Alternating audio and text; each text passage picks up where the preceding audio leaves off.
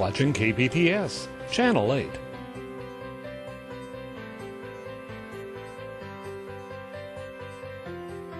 Production and broadcast costs for Sedgwick County Commission meetings have been underwritten by Sedgwick County. KPTS welcomes comments from the public on its broadcast of the County Commission hearings. Viewers are invited to write to County Commission Broadcast, KPTS, 320 West 21st Street, Wichita, Kansas 67203.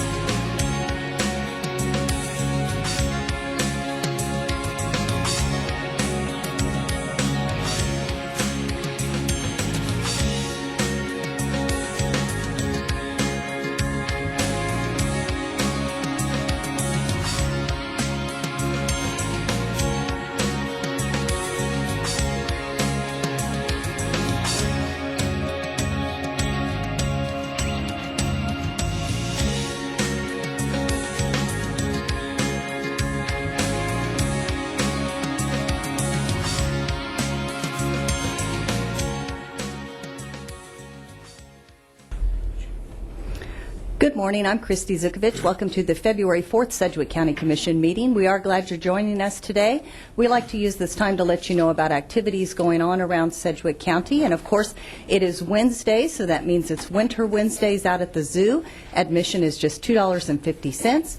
It will be a little chilly today, so you'll get to see the animals in their cold weather environment. And looks like, Commissioners, the end of the week it's going to warm up, so we'll get to see them in the warm weather environment. So always a good time to head out to the Sedgwick County Zoo.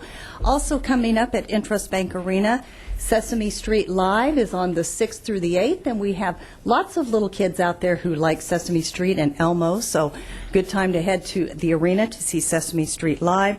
Thunder Hockey, 13th and the 15th of February. And Commissioners, we have a concert coming up on the 17th. And Commissioner Norton, I'm going to ask you to help me out a little bit, because I think this is kind of your thing. I'm going to give you a little lyric and see if you can't finish it for me.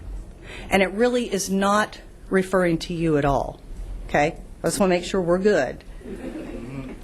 The lyric is, call me a relic, call me what you will, say I'm old-fashioned, say I'm over the hill.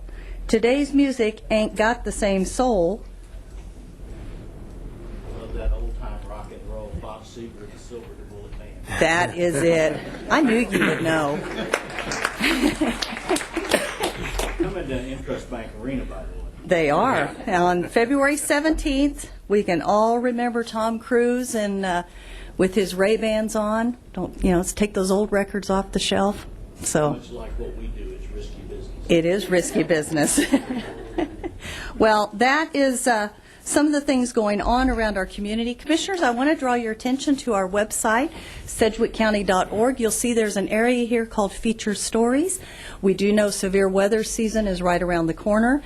On this little section, you can click on here to find a bunch of dates that our emergency management folks will be out.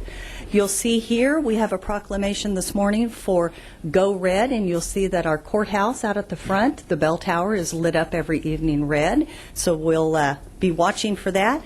And Commissioner Ranzaw, you asked here a week ago if we could get folks where they could sign up for the agenda, and there you go, right there, front page. Sign up to receive the commission meeting agenda. You click there, you subscribe, you put your email, and we'll get it sent out to you on Friday afternoon. So you ask and we deliver. See how easy it is? Well, thank you. How That's very easy it good. is? That was very timely, and I appreciate that. I think there are a lot of citizens will appreciate that as well. You bet. Of course, you can always watch meetings live. You can watch meetings after the fact. Lots of things you can do on our website, so encourage folks to look around. But on today's agenda, Commissioner, we do have 4 proclamations: National Wear Red Day, Girl Scout Cookie Month, National Children's Dental Health Month, and Ronald Reagan's birthday, so we'll hear more about that. We have lots of appointments of citizens to serve on boards, and we have a number of presentations this morning, so lots of important business. Chairman Ranzaw, I bet we can get the meeting underway. Absolutely. Thank you, Christy. With that, I'll call to order the Board of Sedgwick County Commissioners for February 4th, 2015. Madam Clerk, first item. Invocation to be led by Pastor Roger Thompson, Northwest Christian Church. Please remain standing for the flag salute. Let's pray. Our Father in heaven, we begin this day with an acknowledgement that you are the God who governs among the nations, and that all things are in your hands. And so we appeal to you this day, Father, and ask that you would come and be in this meeting. We pray, Lord, well, first of all, to thank you, Father, for these public servants, and ask, Father, that you would grant them wisdom, discernment, give them understanding, Father. We pray, Lord, that they would be able to know what is good and right, that both honors you and blesses our county and the citizens here. So, Father, we commit this meeting into your hands in the name of Jesus Christ. Amen. I pledge allegiance to the flag of the United States of America and to the republic for which it stands, one nation under God, indivisible, with liberty and justice for all.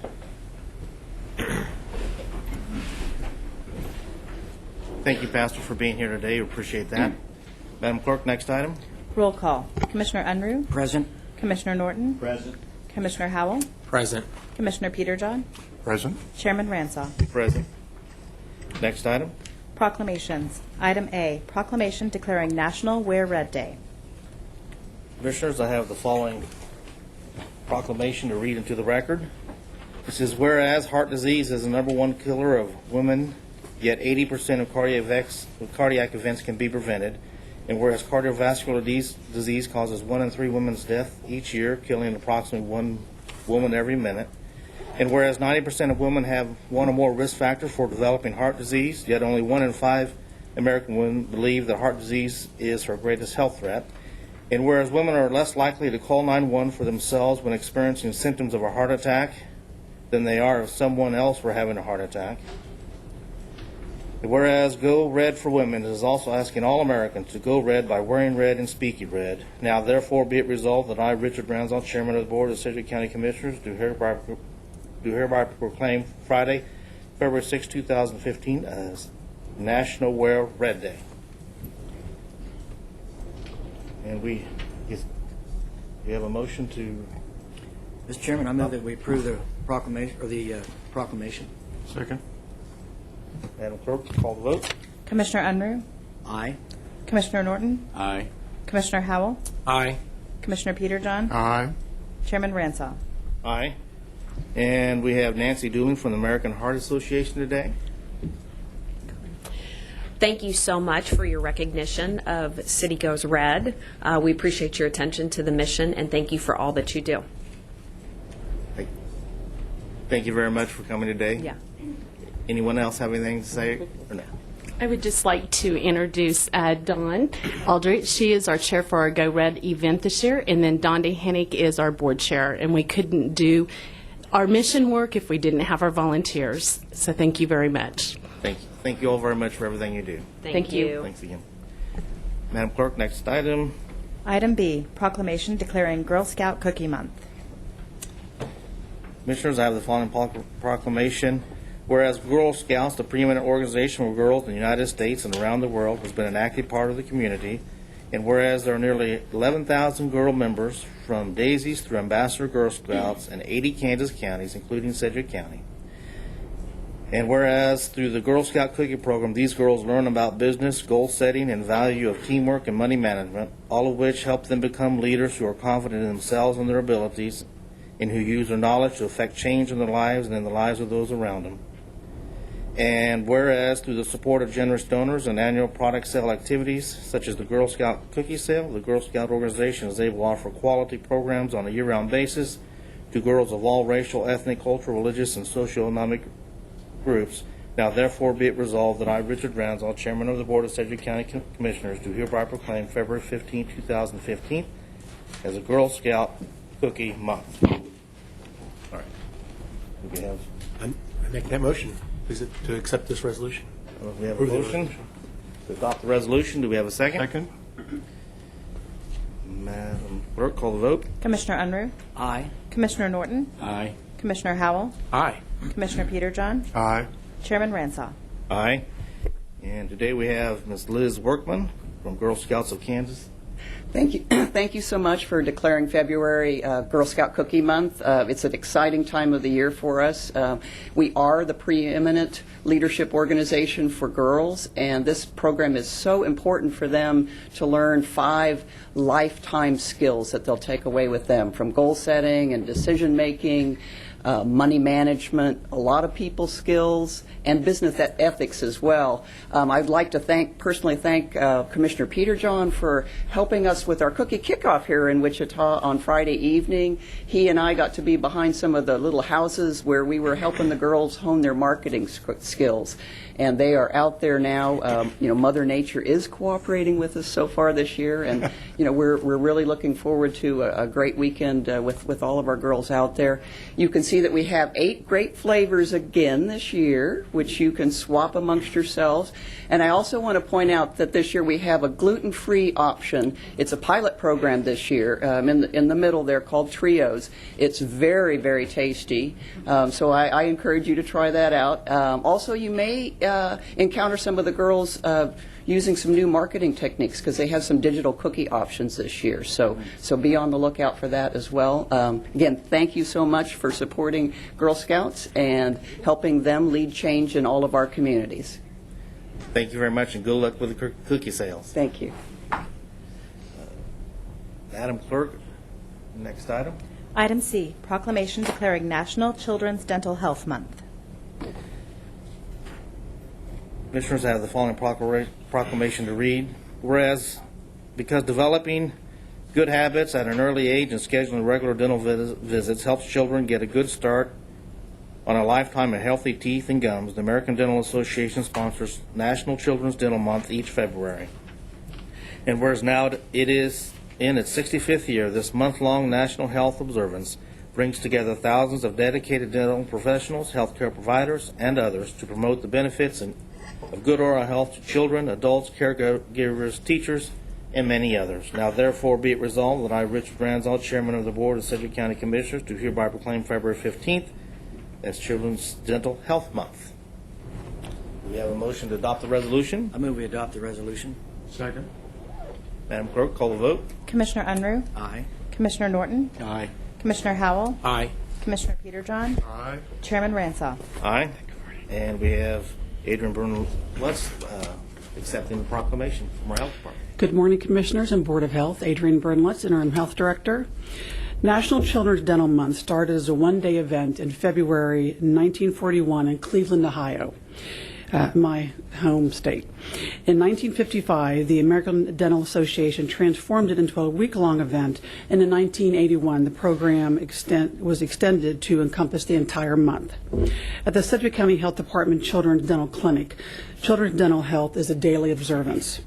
According to the Center for Disease Control and Prevention, tooth decay is the single most preventable disease of childhood and is an infectious disease that is almost entirely preventive. In 2000, a report by the U.S. Surgeon General called dental disease a silent epidemic. Nationally, 1 in 5 elementary children ages 5 to 11 suffer from at least one untreated decayed tooth.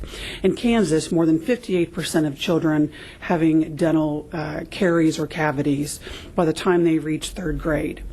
According to data that we've collected in the health department through school screenings performed on children and youth in Sedgwick County in 2013, 2,400 or 12% were identified as having at least one untreated decayed tooth. 400 or 2% were identified as having swelling, abscesses, or other urgent needs that hadn't been taken care of. In 2014, we provided free preventive and restorative services to 354 children in our clinic that were uninsured and low income. We provided school screenings to over 20,000 children in our Sedgwick County schools, and last year identified 892 children that had those emergency needs that hadn't been addressed. We work with school nurses to identify children in need of and eligible for our services. The Children's Dental Clinic provide free dental services for uninsured children 5 to 15 from Sedgwick County who meet eligibility requirements. We collaborate with area safety net clinics to provide a two-way referral process for kids not eligible for one clinic or another. The collaboration benefits all the dental clinics and increases access to care for the Sedgwick County children. We are also a clinical rotation site for WSU hygiene students, and we help to train and mentor an average of 30 students annually. We've been a clinical site for WSU for over 30 years. Last but not least, we have 25 dedicated local dentists and oral surgeons that volunteer their time, and we wouldn't be able to do what we do without them. Children's Dental Month is a good reminder to prevent cavities by practicing good oral health early, even before babies get their first teeth, and continuing to do so throughout adulthood. Primary or baby teeth help children speak clearly and chew naturally, as well as aid in forming a path that permanent teeth can follow. These practices will help ensure proper oral health for children. Clean babies' gums with a soft infant toothbrush or soft cloth and water. Visit a pediatric dentist by the baby's first birthday and then twice a year thereafter through adulthood. Floss and brush primary or baby teeth twice daily using fluoridated toothpaste and a small soft toothbrush. Now, most children may begin flossing and brushing their teeth supervised around the time that they can tie their shoes. Stop soda. Soda and even too much juice can lead to cavities. When children do drink these beverages or eat sugary foods like those yummy Girl Scout cookies, it's just really important that they brush their teeth afterwards. I also have James Davis with me today, who is the Children's Dental Clinic manager there in the blue. I appreciate the opportunity to accept this proclamation. Thank you very much, Adrian, for coming today, and thank you for everything you do. Thank you. Madam Clerk, next item. Item D, proclamation declaring Ronald Reagan's birthday. Commissioners, we have a proclamation for declaring Ronald Reagan's birthday, and I think Commissioner Peter Johns would like to read that. Thank you, Mr. Chairman. I appreciate you letting me have the opportunity to read this proclamation.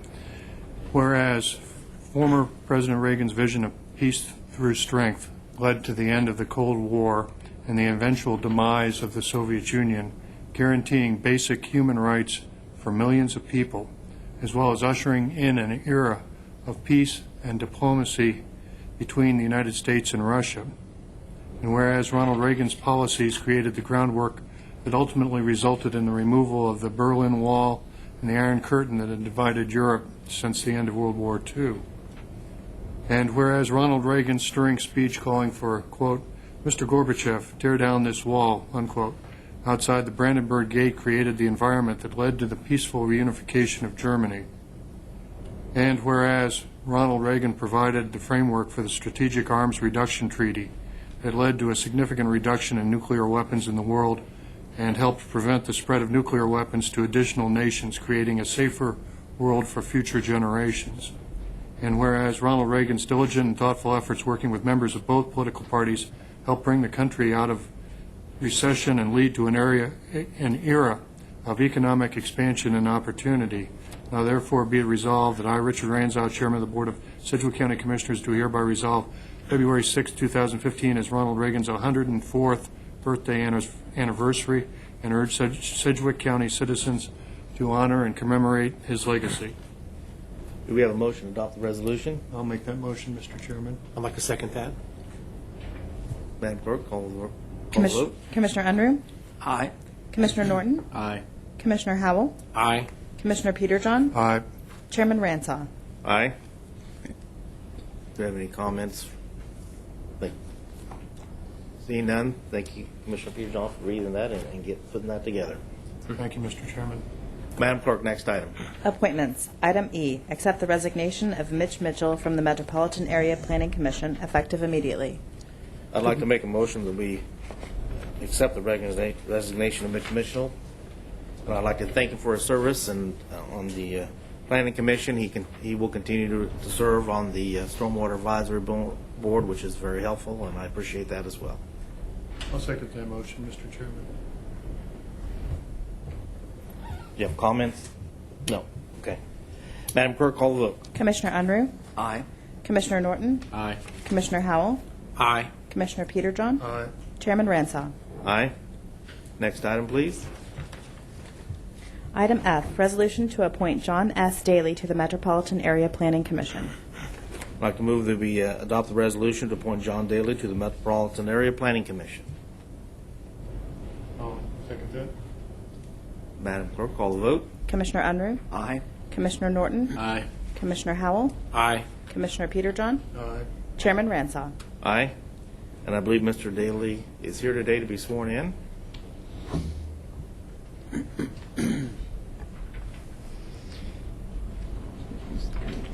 All right, I'll read through this and just add to it at the end, all right?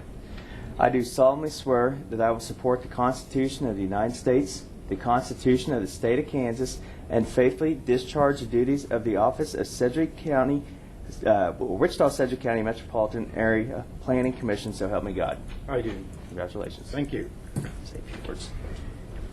I'd like to thank the Sedgwick County Commissioners for offering me the opportunity to serve on the MAPC. I've been interested in zoning since the early 90s, and I did serve on the Valley Center Planning Commission for 11 years during the 2000s. Thank you. Thank you very much, Mr. Daly, for your willingness to serve, and I know you'll do a fine job for us. Thank you. Commissioner Peterjohn? John, if you don't quite walk away quite so quickly, I was going to thank you for your service and at the county level too, because you've been involved in working on some issues relating to some of the zoning and land use activities in the unincorporated areas in Sedgwick County too. So when you mentioned Valley Center, that your interests and activities went beyond that, and I wanted to get that on the record, and thank you for your service. Thank you. Madam Clerk, next item. Item G, resolution appointing Annette Graham to the Arts Council, Inc. Board of Directors. Commissioners, you have the item before you. I'll just say for the record, I'm not going to support this nomination. I think we need to consider our participation in the Arts Council and its continued funding. But what's the will of the board? Mr. Chairman, I move that we adopt the resolution. Second. Any comments? Matt? Commissioner Howell? Thank you, Chairman. I do appreciate your comment there. I think that this appointment is independent of that other consideration, so I probably will support this resolution, this appointment at this time, but I look forward to the discussion about our participation in that later on. Thank you. Thank you. Commissioner Peterjohn? I share some of the chairman's concerns,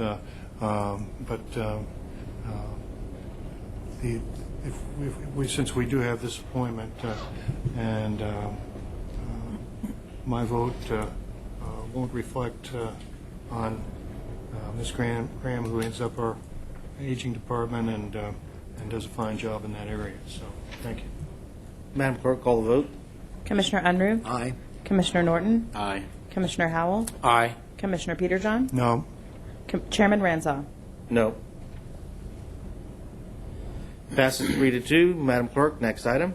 Item H, resolutions reappointing the following members: Brent Shelton, Glenn Crum, and Benny Bowman to the Sedgwick County Nuisance Appeals Board. You have the resolution. Commissioner, do you have the resolution before you? Do we have a motion? I move that we adopt the resolutions. Second. Any comments from the Madam Clerk, call the vote. Commissioner Unruh. Aye. Commissioner Norton. Aye. Commissioner Howell. Aye. Commissioner Peterjohn. Aye. Chairman Ranzau. Aye. Do we have? Yep. Good morning, Commissioners. And Mr. Bowman is here. Going to do a 2-for-1 here. Okay, very good. Please raise the right hand side. Do it again. I do solemnly swear that I will support the Constitution of the United States, the Constitution of the State of Kansas, and faithfully discharge the duties of the office of Sedgwick County Nuisance Appeals Board, so help me God. I do. Congratulations. You guys want to step to the podium, say anything?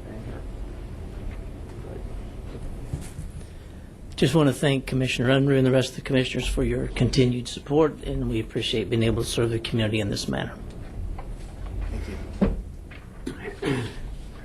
I want to thank the Commission for their vote of confidence for me for serving on the board. Thank you. Thank you for both of you being here today and willingness to serve. And Kelly, you'll meet up with Mr. Crum at a later date to get him sworn in? Yes. Very good, thank you. Madam Clerk, next item. Item I, resolutions reappointing the following members: Bobby Stout and Rob Benton to the Sheriff's Civil Service Board. Commissioners, you have the resolution before you. Do you have a motion? Mr. Chairman, I'll move that we adopt the resolution. I'll second that. Madam Clerk, call the vote. Commissioner Unruh. Aye. Commissioner Norton. Aye. Commissioner Howell. Aye. Commissioner Peterjohn. Aye. Chairman Ranzau. Aye. Mr. Arnold? Good morning. We have Mr. Benton here. I do solemnly swear that I will support the Constitution of the United States, the Constitution of the State of Kansas, and faithfully discharge the duties of the office of Sheriff's Civil Service Board, so help me God. I do. Thank you. Okay, thank you. Congratulations. Okay. I want to thank Commissioner Ranzau for the appointment and the rest of the commissioners. It's been a pleasure to serve. Thank you very much. Thank you very much for your willingness to serve. Madam Clerk, next item. Item J, accept the resignation from Nathaniel Smizer from Grant Township Clerk. Commissioners, I would move that we accept the resignation of Mr. Smizer from the Grant Township Clerk.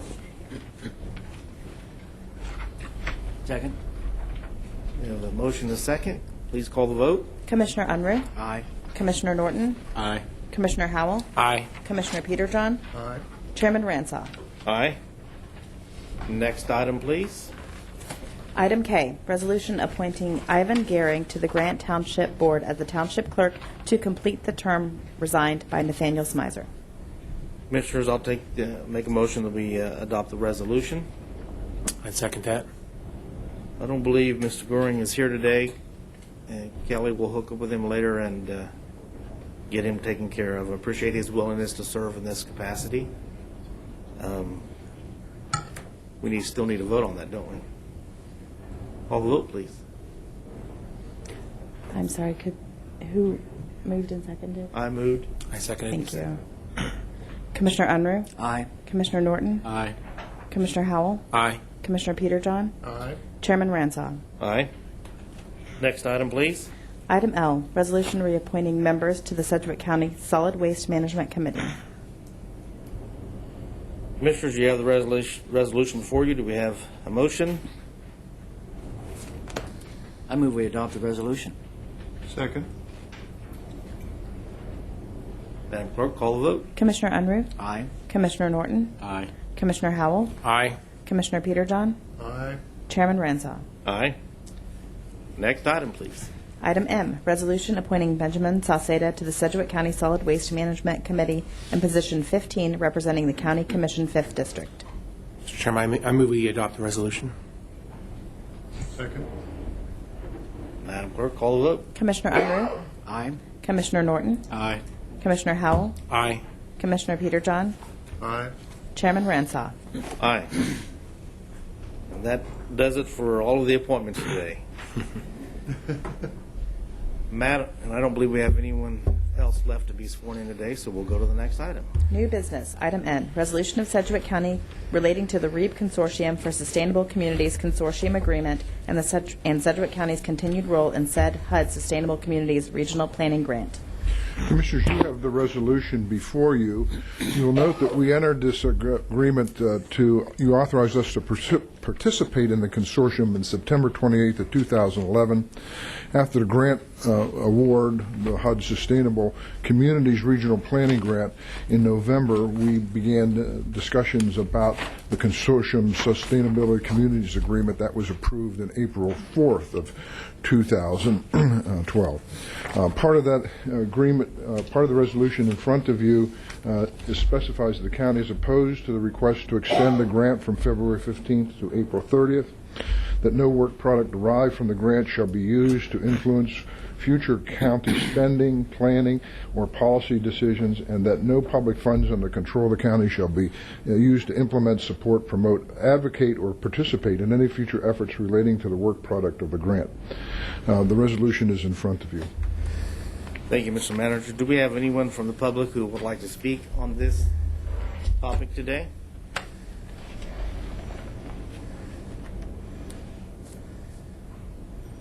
If not, looks like we have.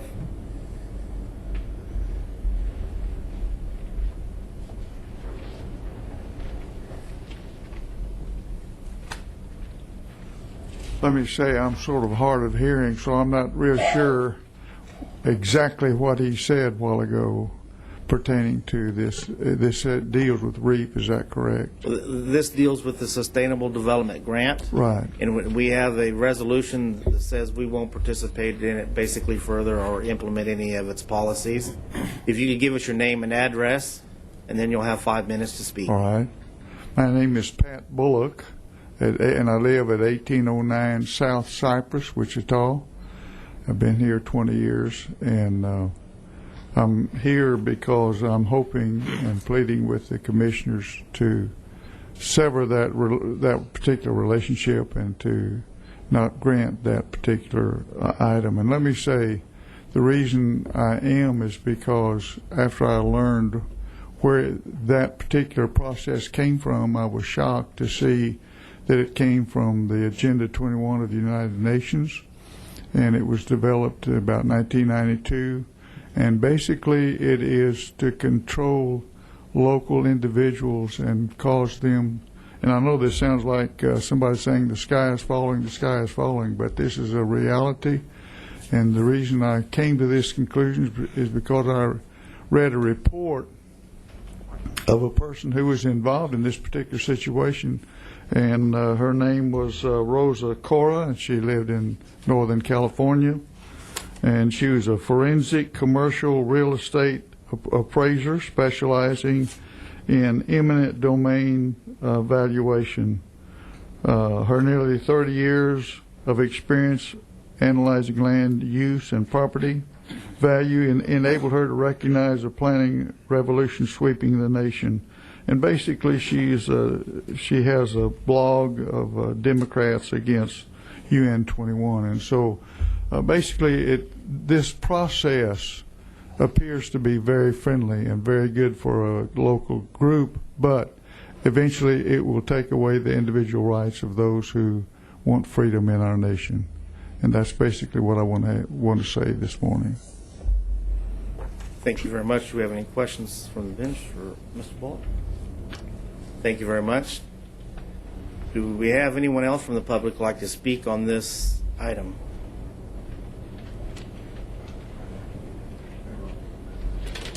Seeing none, we'll come back to the bench. Commissioners, I'd like to make the motion that we adopt the resolution. I'll second that. Comments? Commissioner Peterjohn.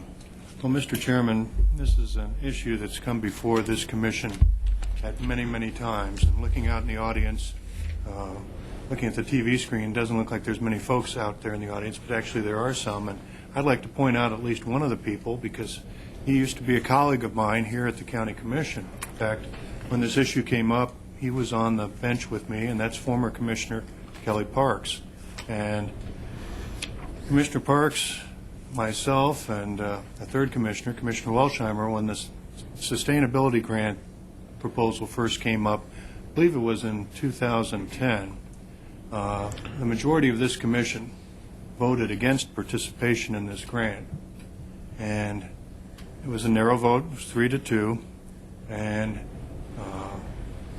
that issue was set aside until a new commission that was elected in the 2010 election took office in 2011. And then the issue reappeared, and the vote went the other way. It went 3-2, and Commissioner Ranzaw joined me, and actually I want to commend Commissioner Ranzaw because his work in researching this issue, going into the details, going into the aspects, the connections with HUD, EPA, the feds in the transportation area, the whole dimensions of this grant, I think, have been problematical from a planning perspective. The fact that we're looking at taking the next forward on implementation is a huge concern for me, and I know that we are not the first county commission that's basically decided to walk away from this grant. In fact, there are a couple of counties adjacent to us that have done so also. And so, Mr. Chairman, I do want to take this opportunity to reverse the county's position on this, raise the issue with the public, raise public discussions about it, because regardless of what we do today, in my opinion, I think that this is going to be an issue for other local units in this community, and whether this grant can continue on an implementation basis, whether they can go with the implementation grant with more federal funds to go forward without Sedgwick County. I'm not sure whether that will happen or not, but if it does, I would hope that whether it's at the municipal level or at other county levels, the citizens will study this issue, and if they share the concerns that I've seen and the comments that I've heard from my constituents, this is not a program that I think Sedgwick County should be involved in, and I'll go further than that. I don't think it's a program that South Central Kansas, the state of Kansas, or the folks in the other 49 states should be involved in either. So, Mr. Chairman, I'm going to be happy to support the effort to withdraw from this program today. Thank you. Thank you, Commissioner. Commissioner Monroe? Thank you, Mr. Chairman. Just as a couple of questions for clarification, and Mr. Manager, I hope you know the answers, but item 1 of the resolution says that we're opposed to efforts by the consortium to extend HUD grant beyond the expected duration of February 15. There's already been an extension asked for and granted for administrative finalization and so forth. Isn't that correct? That's my understanding, yes. So this resolution that we're considering is asking us for taking a position against something that's already happened, as far as, although it's minor, but the leadership of the grant's already got an extension to finish it up. And Mr. Manager, do you know if is there any consideration of an implementation grant that's been mentioned, or implementation process? I'm not very close to the process, but I don't know the answer to that. Well, I've asked that question of the administrative person in charge of the planning grant, and the information that was given to me at that time is that this is the end of it. There is no further extension. There is no contemplation by the organization as exists to ask for an extension or another implementation grant. And perhaps Commissioner Norton could give some enlightenment to that, since he was on the consortium leadership team. So perhaps there's a response there. And then, Mr. Chairman, I got a couple of other things I want to say, but I don't know if Commissioner Norton would want to, if it pleases the chair. Commissioner Norton, would you like to respond? Well, I was on the consortium team. I made it to most every meeting. I was supportive of the process and still am. I think the resolution today, although I understand the idea of taking no federal money and implementing the plan, falls in the face of the information and the data in this plan. And I can tell you, when there's language in here that says cannot be used, none of this can be used, so much of it ties into other communities, other plans, other thought processes under the municipalities, other counties. I mean, the data is very rich, and I may be the only one that has got a copy of the final plan, the asset map, the executive plan and everything, and I've read through most of it. I need to go through it again. But just the asset map alone is a great data point for any elected official to look at to understand not only our county, our municipalities, but the region of South Central Kansas. It's a great work product. It should guide us in some thought processes to learn more about the area that we live in. It has nothing to do with a hard plan that someone may like or not like about implementation. So to say that we can not look at, read, absorb, or use any of the data that came out of this study for any decision we might make today, tomorrow, in the future, or can't dissolve it in the context of other decisions that we're going to make, does not make any sense to me. Another document that came out of this that I think is critical and anybody could use is the data sources. This is a very rich informational guide to all the links of where the data came from to do the work of the work groups. And just that alone gives you a nice context of where to go if you're looking for certain information, not just about the HUD Sustainable Grant, but information, demographic information, economic information. And I guarantee I'm going to use the data source. I think that work of compiling all that was good work. Whether we ever decide to take federal money for an implementation or not, that makes no sense. And then the final plan is the hard work of many folks for a year and a half to try to understand the dynamics of the 5-county region, to understand the pitfalls, the roadblocks, the things they need to look at, and then how do we start to address them. I don't know that some of them are ever going to be strategically down to the nuts and bolts of an implementation plan. They're just really good ideas. And if you look at the areas that they worked on, water, transportation, healthy communities, workforce, and economics, to say that we're never going to take any components out of this plan, think about it, try to make our decisions based on it, doesn't make any sense to me. That still doesn't preclude that if you don't want to take an implementation grant from the federal government, you just vote not to take it. But to say that we'll never, ever use this work product for anything just makes no sense to me at all. And just based on that, I won't support the resolution today. Nothing about an implementation grant. That will come up later if it ever happens. But just on its face, it's a great document that has a lot of good information. And I would urge the Chamber of Commerce, other municipalities and governments, nonprofits to read it, look at it, because it really gives you a broad basis of how to understand our region and the things that we need to be working on over the next 30 years. That's all I have, Mr. Chairman. Thank you, Mr. Chairman. I'll continue. I guess the point I was looking for in the discussion is that there is no process for any extension of the grant activities. There is no process for asking for money from state or federal government for implementing. However, there are hundreds of communities across the United States who have been involved in the Sustainable Communities Planning Grant who did find direction in that process and have and did do some things that was agreed upon by their local governments to improve their communities. So some places have done that. There's no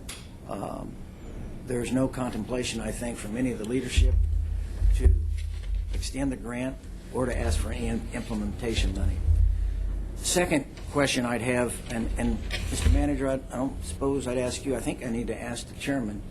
But what is the work product that is offensive?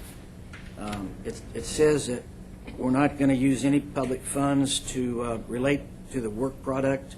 No work product will be used by us in any of our thought processes. So I guess I'm sure you don't just, you're just not opposed to the data accumulation that Commissioner Norton referenced. Is there some other work product that is particularly offensive or you think might bring harm to the county? Well, the primary work product is a so-called prosperity plan. And can you help me give me some detail about that? I'll give you more details when I make my comments later. Okay. How about, I'll give you one right now. How about a food policy council? Do we need to establish a food policy council and tell people what they can and cannot eat and go down that road to implement things like Meatless Mondays, which is being pushed by supporters of sustainable development? I would find that offensive. It's not a function of government to establish food policy. Well, Mr. Chairman, I'd say presently there is not a food policy council. In the final verbiage of the plan, they did say that they might encourage the establishment of that, but that's not something that that the prosperity plan or the REAP or anyone associated is going to do. It would have to come from some other source to establish a food policy, and I don't know that it's logical to imply that this food council is going to try to impose some policy on the community when the food council doesn't even exist. So to say there's going to be one and they're going to impose a policy on us that we object to, I don't know where they get the authority to do it. It's our friends and neighbors that are involved in this, and our colleagues in the both elected and non-elected community, and there is no food policy council established, and for me it's hard to try to say what they would do if there was one when there isn't one. So I guess those are a couple of questions I have with the language of the resolution, that no work product, which is somewhat undefined, derived from this planning grant shall be used to influence county spending. The document that Commissioner Norton referenced is statistical data that talks about employment and ages of people who are employed and where they're employed, and there's data in there about roads and where roads are and where we might think roads need to be in the future. There's data in there about water and what do we think the water challenges of the future are going to be. And frankly, Mr. Chairman, to say I will not use that information in making decisions, it's like telling me I can't access research, data, and information.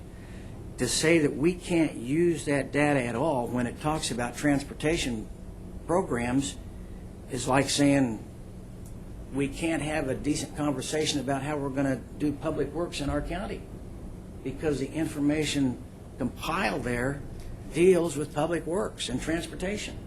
So I I bet you can guess that I'm not going to support the resolution, and I don't know, I'm kind of just rambling, but I'm kind of at a loss as to how to get my thoughts marshaled in some logical way, because no work product is such a vague statement. I don't know how to go from here. And I look for your response. Thank you, sir.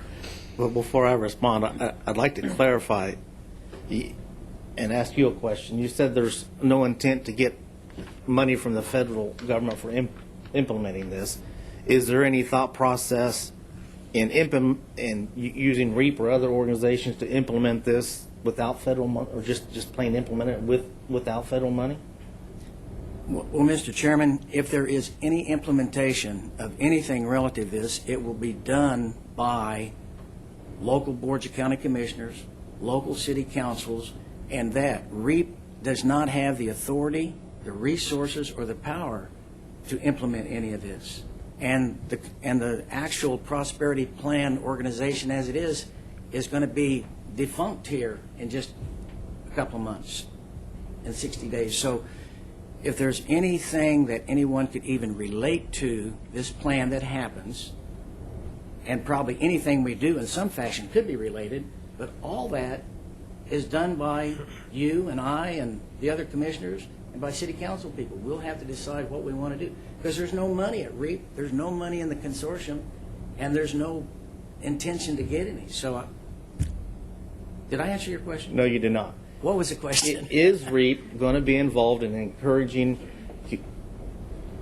members of the consortium and government agencies to implement this? REAP is not going to be doing that at all. The REAP organization is not. So the answer to that is no. The Prosperity Plan organization will be concluded as soon as this administrative extension is ended, so they're not going to be doing that either. Now, if we want to do that, we can. But we're not going to. Well, that's probably true. So let me ask you, why did we take $1.5 million worth of taxpayer money to create a plan that we're not going to implement? Well, Commissioner, that money was used to finance I don't know how many meetings, I don't know how many groupings of people all over South Central Kansas that talk about our future and what are the challenges we might face in these specific areas of water, employment, transportation, where we're going to build things, and I don't have them all the different areas. But in order to,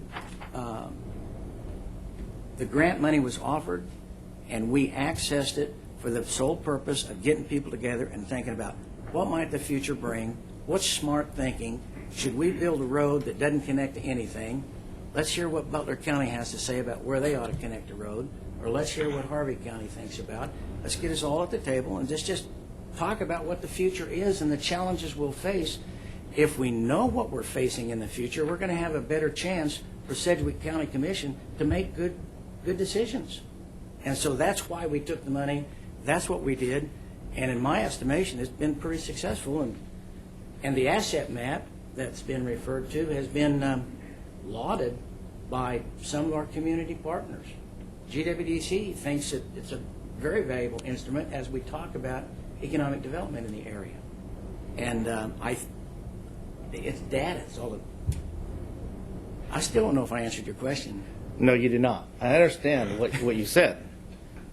But in your original comments, you talked about how we're not going to take money from the feds to implement it, and kind of gave the impression it's not going to be implemented. I guess I want to know, we spent $1.5 million to come up with a prosperity plan, a plan for our community. Are we going to implement it or not?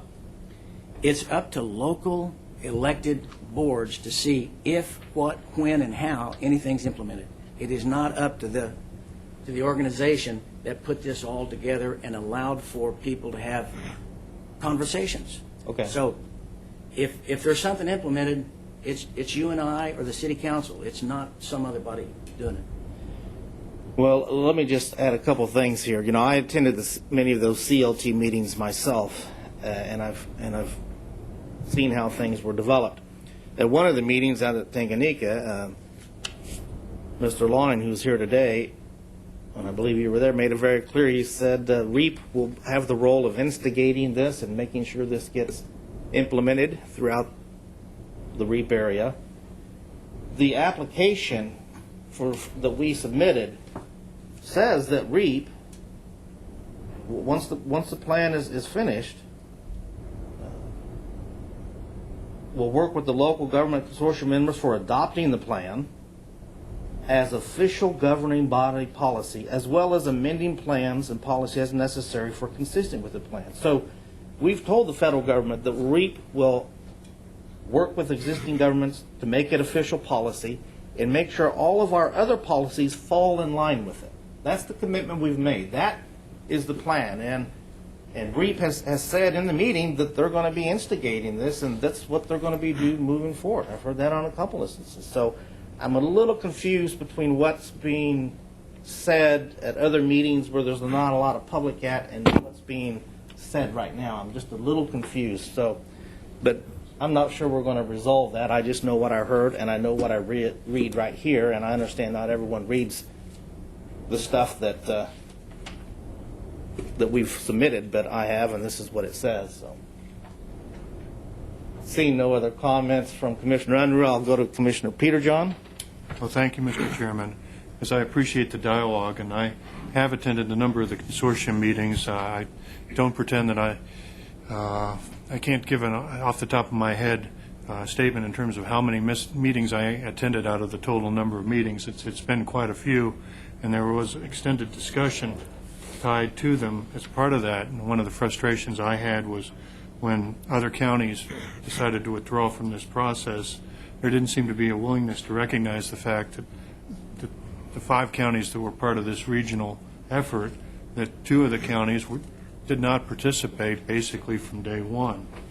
I want to discuss just a little bit about the data, because the data I saw, and a lot of people who follow this commission, and me in particular, know I'm kind of a numbers person and work with a lot of data, and it's absolutely important. If we don't measure what and how we're doing, we don't know, and if we say, well, we won't be able to use the data, that would be rather compelling. If there weren't original sources, I don't know how much data the consortium actually generated specifically itself, but a lot of the data I've seen has come from other agencies. Some of them are local with Wichita State. I know we've had data on transportation items that have come through like KDOT. There's obviously data on unemployment, income, and so on that comes out of whether it's the Census Department or the Bureau of Labor Statistics. Those are federal agencies, I readily admit, but they're certainly reputable sources.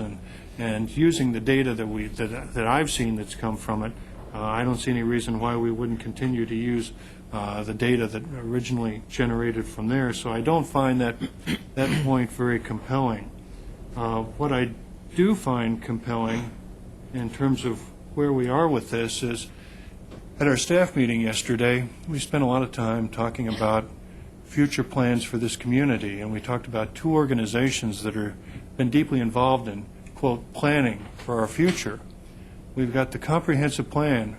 There was a group of people appointed by the city manager, City of Wichita manager, Mr. Layton, and also by the county manager, Mr. Buchanan, and they've worked very hard, put together a plan. I believe it's a 20-year plan, and we talked about that at our staff meeting yesterday. And we also, it came up at that point, we've got WAMPO, which is Commissioner Norton has been a long-time chair of that and is much more knowledgeable about that organization since he's served on it a lot longer than I've had that privilege. But WAMPO's involved in the transportation side of this equation, and so we've got a situation where we're looking at duplication as well as overlapping boundaries and overlapping timeframes, because the 5-county area we're talking about here is different from the boundaries of the Sedgwick County comprehensive plan portion that we were looking at, and the WAMPO boundaries are different still. They go a little bit into the western part of Butler County and the northern part of Sumner County, as well as all of Sedgwick. So we've got a situation where we've got multiple overlapping areas that are, quote, collectively planning our future. Well, I'm of the old school. Constitution means something to this commissioner. We aren't the collective. Our role is to create a level playing field, a rule of law, an environment where people can go out and live the American dream and not have a top-down collective plan brought onto us. And we often looked for help from other entities and other agencies. Transportation area is one that certainly comes to mind. Since I've been on the commission, working with KDOT's been, I don't know how many different KDOT events I've been to. But when I look at this effort, and whether we're at the end of the planning grant, the beginning of the implementation grant, I think it's important that Sedgwick County establish our current position, which is when the feds put together a grant process under their sustainability, and I have a lot of problems with the word sustainable. Sustain means to basically hold your position, the status quo. You will sustain the effort. I will sustain my activity. I think we're trying to reach to the stars through difficulties, Kansas State motto, ad astra. And I want to do more than try and sustain.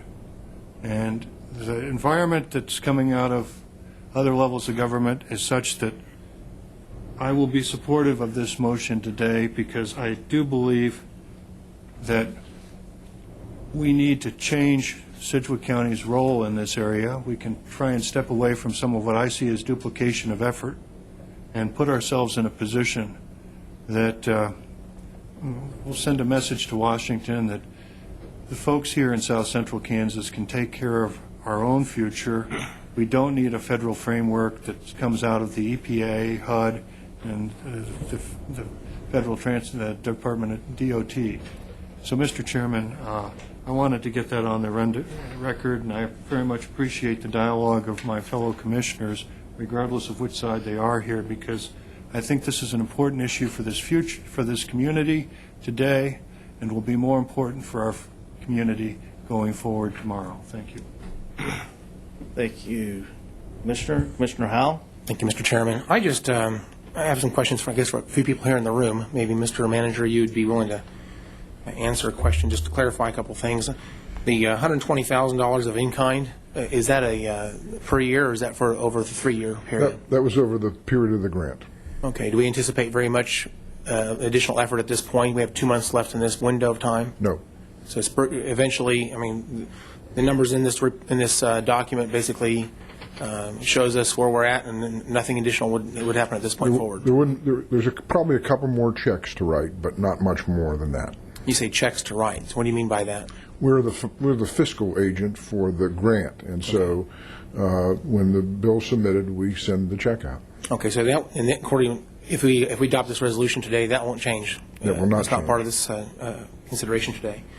And then for my fellow commissioner to my left here, we attended a meeting this last week, and one of the reports I got at that meeting was talked about the prosperity plan. Is that the document that's the result of the 34 months worth of work up to this point? Is that what we've got so far? I see his going like this in the audience. Okay, good. So I've got that now. Is there any plans to update that in the next 2 months? Am I going to see something else come out of this next 2 months worth of window of time? Anything else coming to me?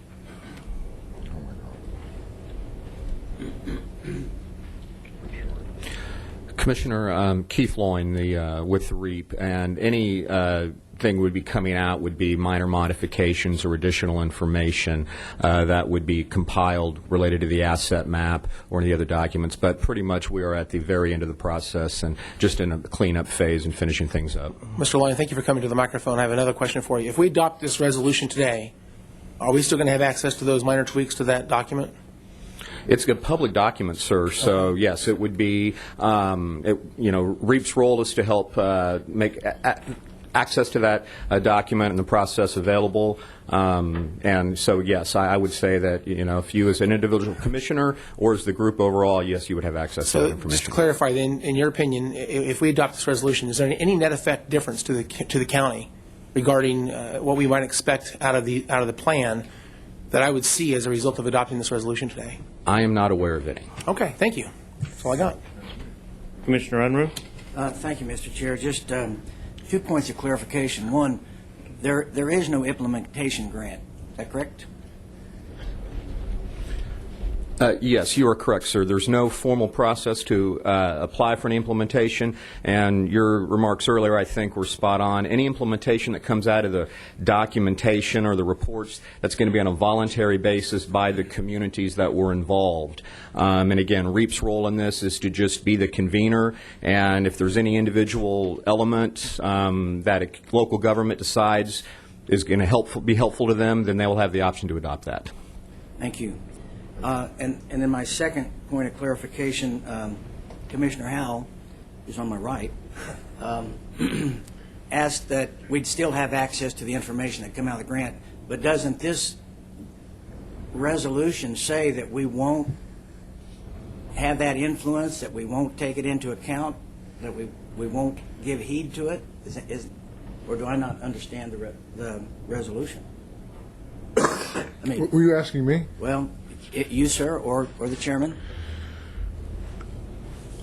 The resolution's pretty clear that no work product derived shall be used to influence spending, planning, role, and policy decisions related to healthy communities, water, regional transportation plans, regional housing. No public funds under control of county commissioners shall be used to implement, support, promote, advocate, participate in any future efforts relating to the work product of said grant. Okay, so if this is passed, I would be breaking county resolution if I read this material? I mean, how far do we take this? I mean, it kind of says we can't use it, and Commissioner Howell was asking if he could still get the information. I'm just trying to figure this out. That's all I have, Mr. Chair. Commissioner Howell. Thank you, Mr. Chairman. My question really is not whether or not we're going to have access to this data. Again, we've participated in this for 34 months up to this point. The report's basically final. Minor tweaks is all that's left. And we participated up to this point. I don't know that there's any net effect to the county if we would adopt this resolution. I think we have access to the data. We can use it for whatever policies might come before us at some point in the future. If we look at this data and there's data out there that we want to consider as a result of this prosperity plan that's before us, I think we have that right at any time to consider any type of data that's available to us. May I respond to Commissioner? Well, Commissioner Howell, it says in item 2, no work product derived from the HUD Sustainable Communities Grant shall be used to influence future county spending, planning, or play a role in county policy decisions. And then it lists all the different areas that were there. So I don't know if we get the information, which we paid for, as you imply. If we read it, I mean, I'm going to be influenced by it probably. I guess my interpretation of this paragraph is it doesn't limit my ability to know what's out there. I think what it's trying to say, in my opinion, is it's not going to be the genesis of pressure for the county to go a certain direction. In other words, we're not going to say to the board should not say, because the sustainability or the prosperity plan has information in there that would drive the county to adopt a certain policy, that we're going to use that as pressure to the county to simply go a particular direction. As a result of that document, we can look at that and of our own sovereign will use any data out there available to the county to make the best decisions for the county. That's all. Any other comments? All right, I'll take this opportunity to make my comments and answer your questions. I just have to kind of chuckle because this discussion about data is really a false argument. We didn't spend $1.5 million to put a bunch of data together that we can get from a variety of sources already. So this data that's in this book, you can get from other places. This is not about data. Okay, let's not distract from what it's about. I mean, if we spent $1.5 million just to collect data which already exists, that's sad. This is about creating a plan called the Prosperity Plan. so-called prosperity. It's actually just the opposite, but nevertheless, that's the primary work document. And I think it's important to focus on that. Now, you might look at that and say some of these things aren't too bad. You don't know what this means, what's going to happen. For example, the Food Policy Council, what are they going to adopt? You can't predict what's going to happen. But in order to understand where this is going, you need to understand where the grant came from and what sorts of policies have been supported and promoted in the name of sustainable development in other places. That will give you some insight as to what this really is all about. And we had someone from the public speak on this earlier, and it was very insightful. He's clearly done his homework and knows what he's talking about. So I'm going to talk a little bit about the history of this grant so that you can understand the sorts of things that are being promoted in the name of sustainability. And that's why we need to get out of this, because the things that would come in the future might not be things that we support. We need to be aware of that. We've got to have an honest discussion about those issues and not try and make it sound like this is just data. Keep in mind that this grant program was started in 2009 by President Obama and his administration. It was a partnership between HUD, DOT, and EPA. They were giving communities throughout the country dollars to create a plan in the name of sustainable development that they could promote in their local areas. And as I've said before, we entered into agreement when we did an application. We said we would make all our other policies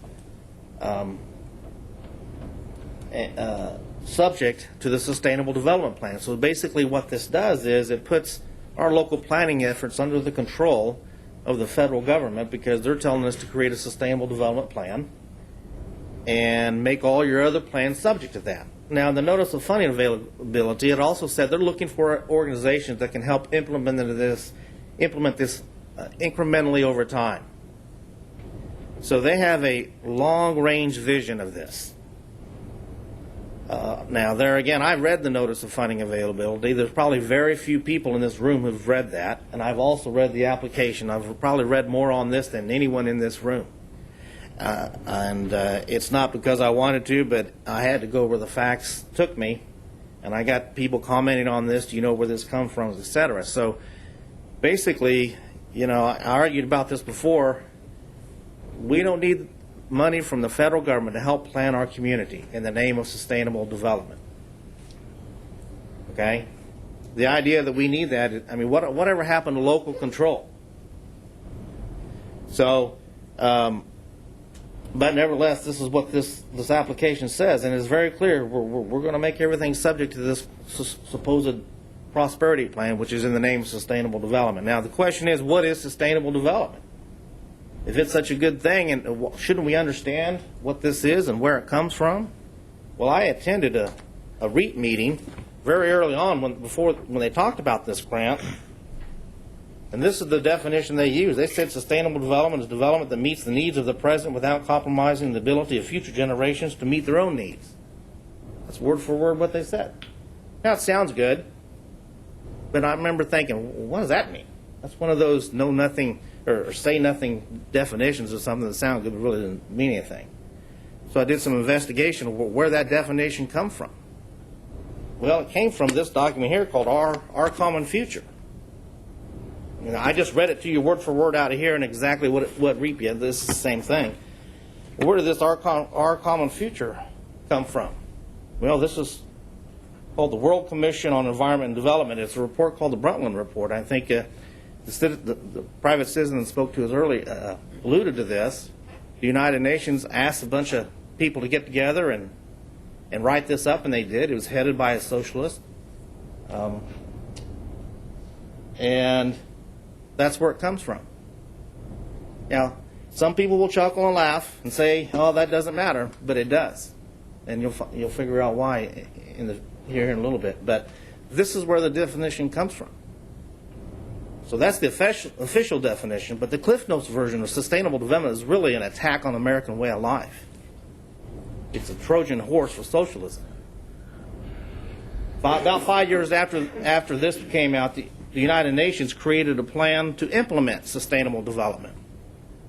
And it had the official name As a big old, it was an outcome document of the Rio Plus 20 Earth Summit. It's called short Agenda 21. That's their agenda for the 21st century, is to implement sustainable development, because they think they can eradicate poverty and save the world through environmental extremism and by, of course, redistributing wealth and attacking our American way of life. In fact, they made it very clear on the very first meeting when they adopted this.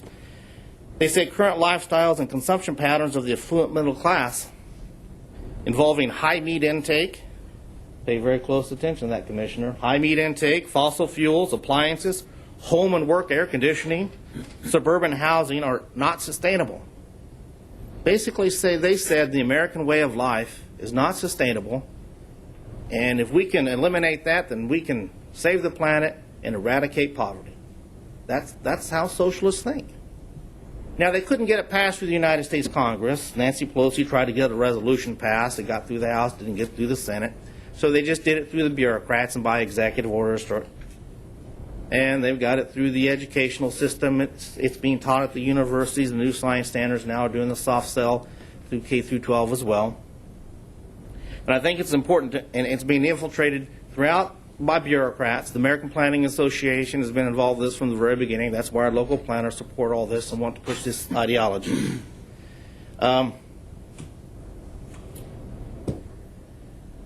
now it's being pushed by President Obama in the name of environmentalism. It's that we're going to save the planet, and through these grant programs we'll have, because there's a chapter, I think it's chapter 28, I could be wrong, that says every local community should have their local Agenda 21 plan. Well, that's what the prosperity plan is meant to be in the eyes of the federal government who created this grant program. Now, what are some things, so you understand my concerns about where this might be headed, Commissioner, and we need to look at some of the things that have been proffered in the name of sustainable development.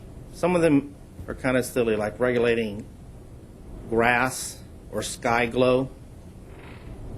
But then there's other things like Meatless Monday, which was been supported by the Department of Agriculture's website till they took it off. Because, of course, having meat is killing the planet, and we must eat meat. And recently, just another example, the Environmental Sustainability Committee at the University of Nebraska-Lincoln, the student of the government, wanted to have an advertising campaign to promote Meatless Monday because, of course, once again, meat is killing the planet. We've got to do that. That's, we have a lot of people that eat meat and a lot of people whose livelihood is based on that. But you see, the American way of life is not sustainable in their mind. This is a policy that's being promoted that's just ridiculous.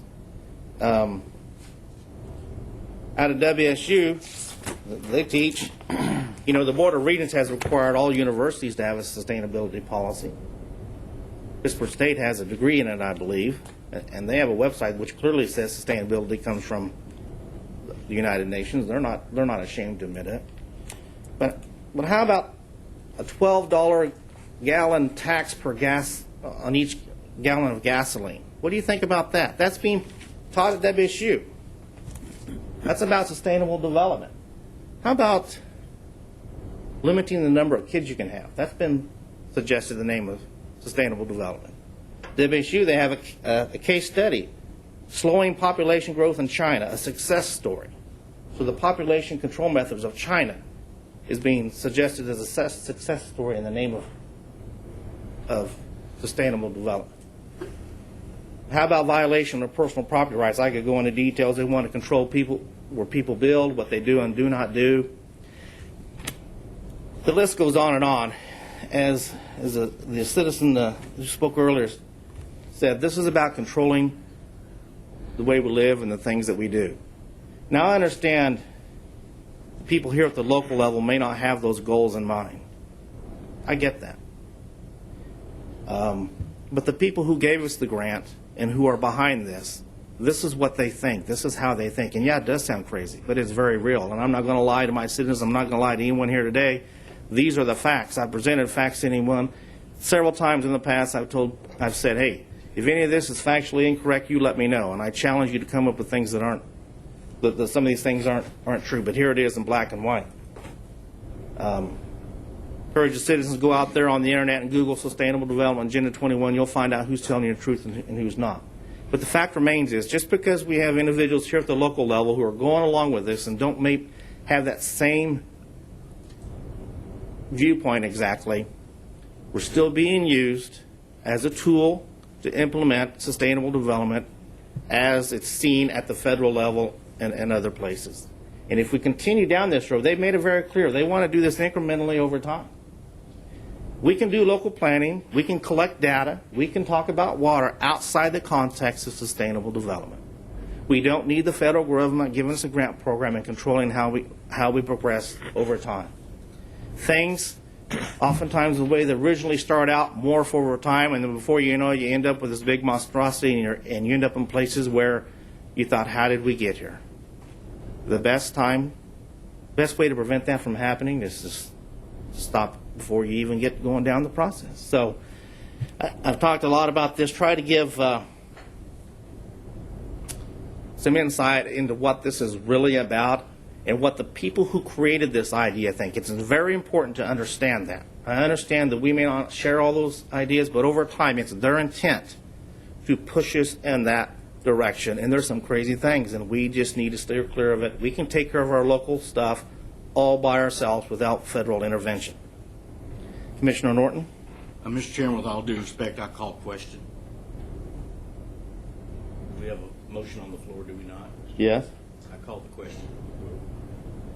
Okay.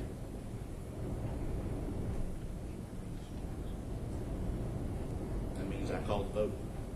Well, if other people want to talk, then I want to let them talk. We have no rules. Thank you. Commissioner Peter John?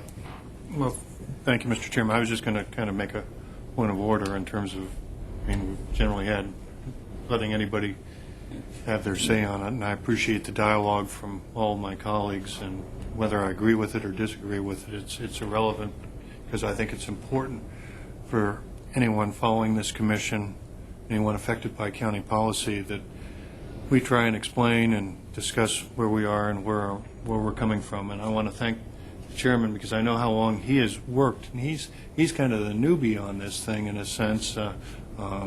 He came on board in 2011, and my first vote on this issue went back to at least 2010. And this is, I think, regardless of what happens here today, this is going to be a continuing challenge. The role between local government, county government, whatever agency in Washington has come down with new rules and edicts. We've talked about challenges in all sorts of areas, whether it's coming from, and sometimes agencies other than EPA, HUD, although those are certainly two prominent ones. So I think regardless of how this vote goes today, like the votes that preceded us, the whole future of our community and who's going to be able to direct. Are we going to be a bottom-up entity that builds on the constitutional provisions and foundations we have, or we will have our masters from the top issuing their edicts, and we will find out where the top-down folks want us here in the heart of the, well, I like to view as the heart of the country, but unfortunately on the coast they sometimes make a derogatory reference to flyover. Who will decide? And so my vote today is going to be for the bottom up and not the top down. Thank you, Mr. Chairman. All right. In closing, I'll just say this is an important day for this community, because it's actually a good time for our community. We want to talk about prosperity and economic development. One of the best things we can do is to avoid bad policies that originate out of federal intervention like this. We should use this and tout this as when we look for businesses and to start up here and to come down here and say we're not going to have this garbage in our community. We're going to allow you to truly prosper, and the government's not going to control your lives or your business. So I look forward to passing this resolution and moving our community forward. He's called. No, I'm kidding. Commissioner Under. Thank you, Mr. Chairman. I just wanted to make one brief comment that I want to, from this public forum, thank the folks who labored in this effort over this 3-year period. These are folks who've been described as on the bottom. We're local people. We're friends and neighbors. We're fellow elected people. We're from our South Central Kansas region who made their decision based on their common discussions about what we need, what's it going to take to keep us healthy as an economy and as a South Central Kansas region moving forward. So it is an effort from us folks here on the bottom, and I think we came up with some good information, and it's the best way to protect us from unforeseen imposition by some higher level of authority is for us to think about these things now at the local level, make a plan, and for us then to start working our plans as Commissioner Ranzau and I see them here as we make decisions at the local level. And so thanks to the folks who worked hard. That's all I have, Mr. Chair. Any no other comments? Madam Clerk, call the vote. Commissioner Unruh? No. Commissioner Norton? No. Commissioner Howell? Aye. Commissioner Peterjohn? Aye. Chairman Ranzau? Aye. Resolution passes 3-2.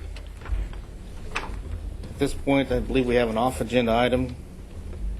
Mr. Chairman, let me bring up the off-agenda item, and maybe the manager can get into. I thought this had originally had been an item that was going to be on our agenda, but it's a discussion of the Sedgwick County government's participation in the Regional Economic Area Partnership of South Central Kansas REAP, and wanted to bring that up today. And are you making a motion? And I'll make a motion. Off-agenda item. Yeah, well, I'll make a motion that we take up an off-agenda item. Sorry about relating to what I just mentioned. I'd second that, Chairman. All right, Madam Clerk, call the vote. Commissioner Unruh? Aye. Commissioner Norton? Aye. Commissioner Howell? Aye. Commissioner Peterjohn? Aye. Chairman Ranzau? Aye. I will say this was intended to be on the agenda anyway. There was some miscommunication along the way, and so that's why we're taking it as an off-agenda item right now. Commissioners, I'd like to make a motion that we terminate involvement with REAP effective immediately and authorize the chairman to send a letter to REAP asking them for a refund of our membership dues on a prorated basis. Second. Do we have any discussion of the motion? Commissioner Unruh. Mr. Chairman, as just a past chairman of the Regional Economic Area Partnership, served in that capacity for a couple of years, I'm not going to support this motion. And I guess I would, first of all, Mr. Chairman, I would want to ask you if we can continue this sort of a dialogue just for a minute, but why are we doing this? Well, I'll explain my reasons when you're done. Okay, then I'll continue here and just say that I think REAP is a valuable partnership in this region. Been officially an organization since 1997. It's a council of governments where the different governments in the area, cities and counties, come together to talk about common issues. We don't have big budgets. We don't start big initiatives. We don't build roads or anything like that. But we talk about what are those things that are important in the region. We have traditionally come up with a legislative agenda that we think all the individuals in the region can agree on. I think that's a valuable asset especially for some of the communities and counties that don't have lobbyists representing them, government representatives. We've had a water committee at REAP for many years now that try to deal specifically with water issues in our area and work in conjunction with the governor on his 50-year water plan, and we've convened meetings and been a partner with them. We've been designated as the grant recipient for the Workforce Alliance Workforce Investment Act funds that come to local Area 4 and have been the chief elected officials board for that activity. There was quite a while we were the what's the right word? The grant recipient, maybe that's the right word, for the Kansas Affordable Airfare Program, and we had to monitor and take care of those activities, do audits, and respond to requests from the state legislature. We have an economic development committee, have had, and we've now we have a transportation committee where we work on issues common to all of us. All that is to say is that this, once again, this is grassroots, if you'll let me use that word, our local people, local council of governments coming together to think about issues that are common to us, and I think we provide a good service to the community. Just recently, we had a legislative summit where we had some of our legislators in, and we had some folks in from Topeka to talk to the whole region. Commissioner Howell was there and spoke glowingly about the Regional Economic Area Partnership. We also sponsored the local South Central Kansas reception delegation meeting out at Wichita State University, and Commissioner Howell was chair of that delegation and was very complimentary of REAP in that process. I think we have a recognizable identity and provide a valuable service for South Central Kansas. And so with those comments, Mr. Chair, I'll wait for the explanation as to why we are doing this. Thank you. Commissioner Peterjohn.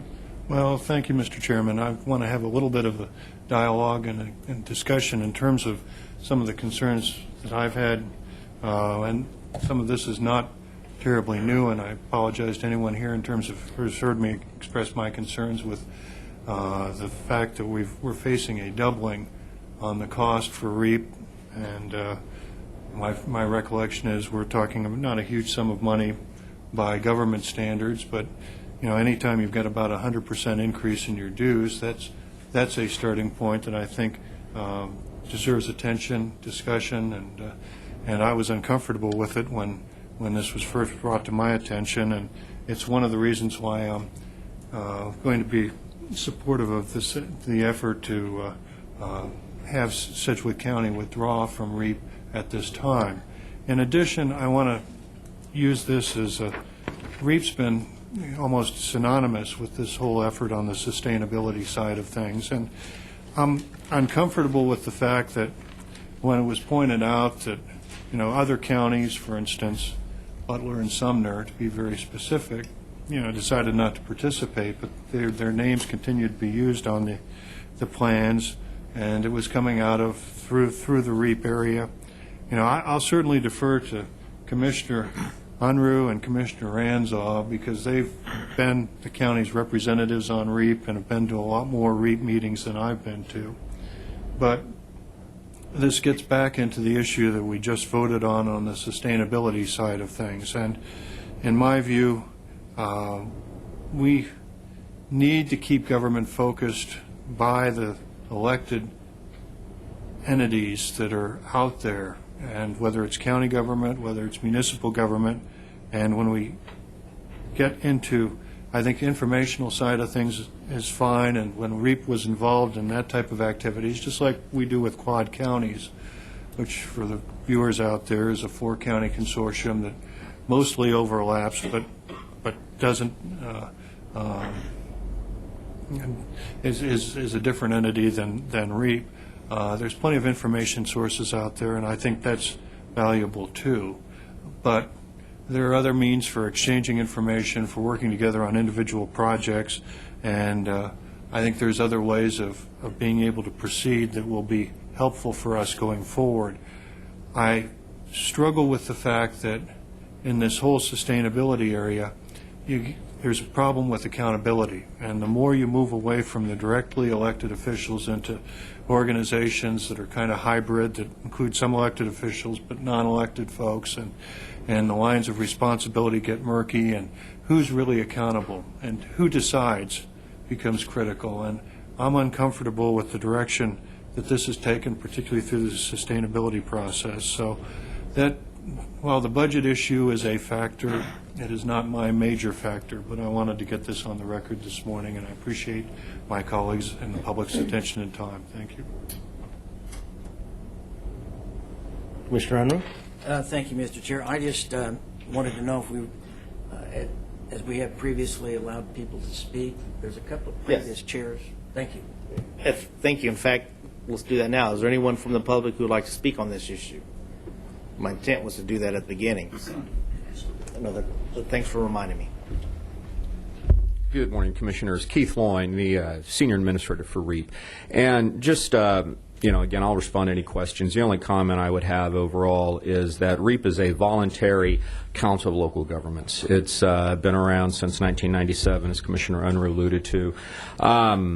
And the purpose of it is to be a convening point, to be a collaborative effort, to get local governments to chatting together, talking together, taking joint actions when possible to help grow the economy. It's very focused on economic issues, and the issues that they take on do not traditionally respect political boundaries, such as transportation, which has been mentioned earlier, issues around water, issues around education and job training. And all those, again, affect job growth in the region. And so the communities that are members of REAP have joined together to affect those conversations, to work on common issues. And again, it's a voluntary council of local governments. There is no mandate from federal to state government for these communities to work together. And as the staff, it's certainly an honor and a privilege to be able to be in this position. But we strive to make sure that communities receive value for the dollars that they put forward. There is a formula that, again, we try to be equal as possible because we have different jurisdictions of varied sizes, try to be as fair as possible in that. And, again, I think whatever resources a community puts in to this coalition, again, we try to make sure they get value. So, like I said, I will respond to any questions. I did want to recognize our current chairman, City Council Member Carl Koster is here from the City of Cheney. And again, I think Councilmember Koster could answer any questions as well. Thank you. Commissioner Peter John. If I could throw out a question, please. Would you give us a quick rundown in terms of the dues increase and how the dues and the total budget and the Sedgwick County's increase? And this happened last year. It was the dues are based partially on it's a formula basis with a little bit of population and then a flat fee per counties and cities. And again, when you have cities and counties, again, trying to find the equal base is a little bit challenging. I think most of the communities, and I don't have the formula in front of me, I do apologize, I can get that, experienced a slight increase in the remodification, but again, it was in comparison, for example, I think the city's dues, City of Wichita is paying about $60,000. I think the county's dues are about $35,000. So, again, there's not a real exact science to doing that when you got different communities, but I do know Sedgwick County did have an increase this last year. Yeah, I was thinking it was about 100% from about 16 or 17,000. Yeah, it was a lot less than I think the other counties. And then, again, this was a conversation that the members had amongst themselves. I think they realized in order to operate at a fair basis, I guess in one way it was looked at the county may have been underpaying for a while compared to some of the other communities. And again, I'd have to go back and think about specifically these conversations that happened about 9 months ago. But again, it was not to be onerous to any individual community. It was, again, to try to spread that the support as equally as possible amongst the members. So your total budget's what? The revenue that we generate from membership is about $180,000. The overall budget is right about $220,000. We have some reserves, and there's also some other revenue. We have associate memberships or some other revenue and opportunities for REAP, but a very, very lean budget. What's an associate membership? Associate membership are for organizations that we partner with related to economic development. For example, K96 Corridor is one of our associate members. And again, mainly organizations that are interested in economic development, education, training, some of the issues that REAP works on. How much does an associate membership cost?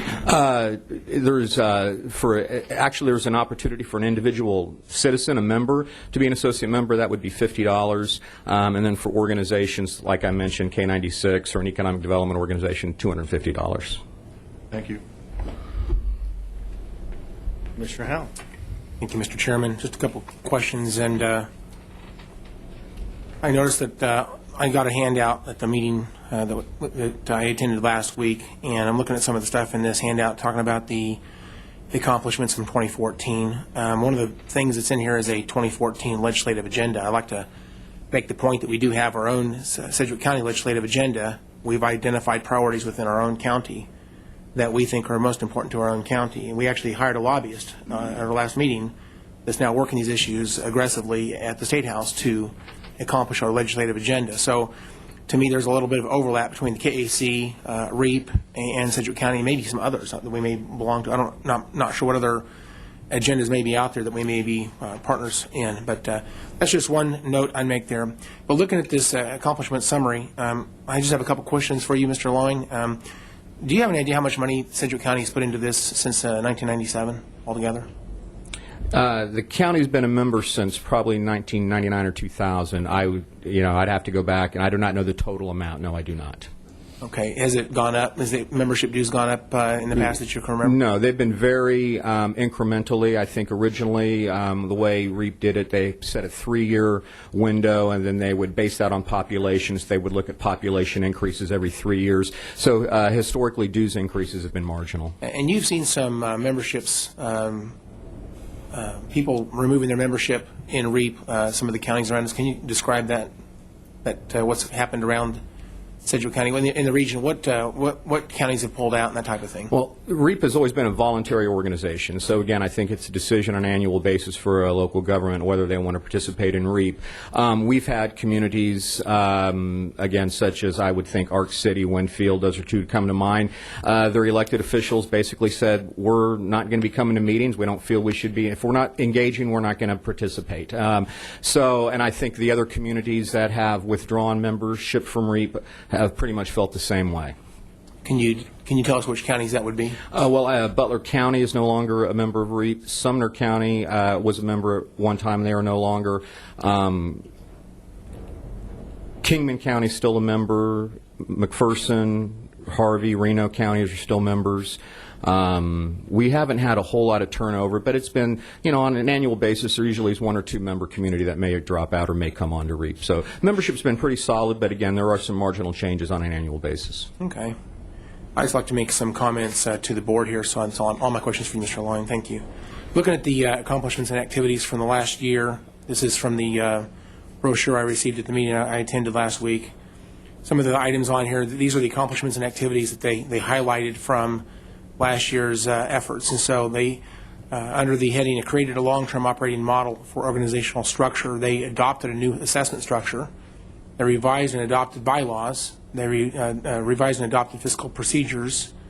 They, a couple of other items under there, but under the heading of developed and supported successful legislative agenda and priorities, which I just mentioned a minute ago, they developed a new infographic format for the legislative priorities, and they presented priorities to the South Central Kansas Legislative Delegation meeting, which I was at that meeting, and I appreciate the presentation that you made at that time. You sponsored a South Central Legislative Delegation luncheon in 2014, which I also was chair of that meeting. I believe I was there at that as well. You conducted weekly legislative update calls during the session. You conducted a policy summit at Botanica, which I attended that, and I had the privilege of speaking at that as well. Communications and outreach, you redesigned and launched a new REAP website, which I've been on and looked around that, and actually I've had some struggles trying to find my way around that website a little bit, but nevertheless, that's one of the accomplishments. And then you did some social media pages so far, and then going on down, you coordinated a couple of meetings with the Kansas Water Office, and then you attended community meetings, and then you hosted a regional water conference, and then you attended governor's water conference. I guess my point is this. There's a lot of meetings, a lot of discussion, and I'm not sure what we've actually accomplished. I'm not trying to be negative. I'm not trying to be critical. But I might point out Sedgwick County is still struggling in this economy. This is $32,000. Last meeting, we took $34,000 from Project Access, which I love.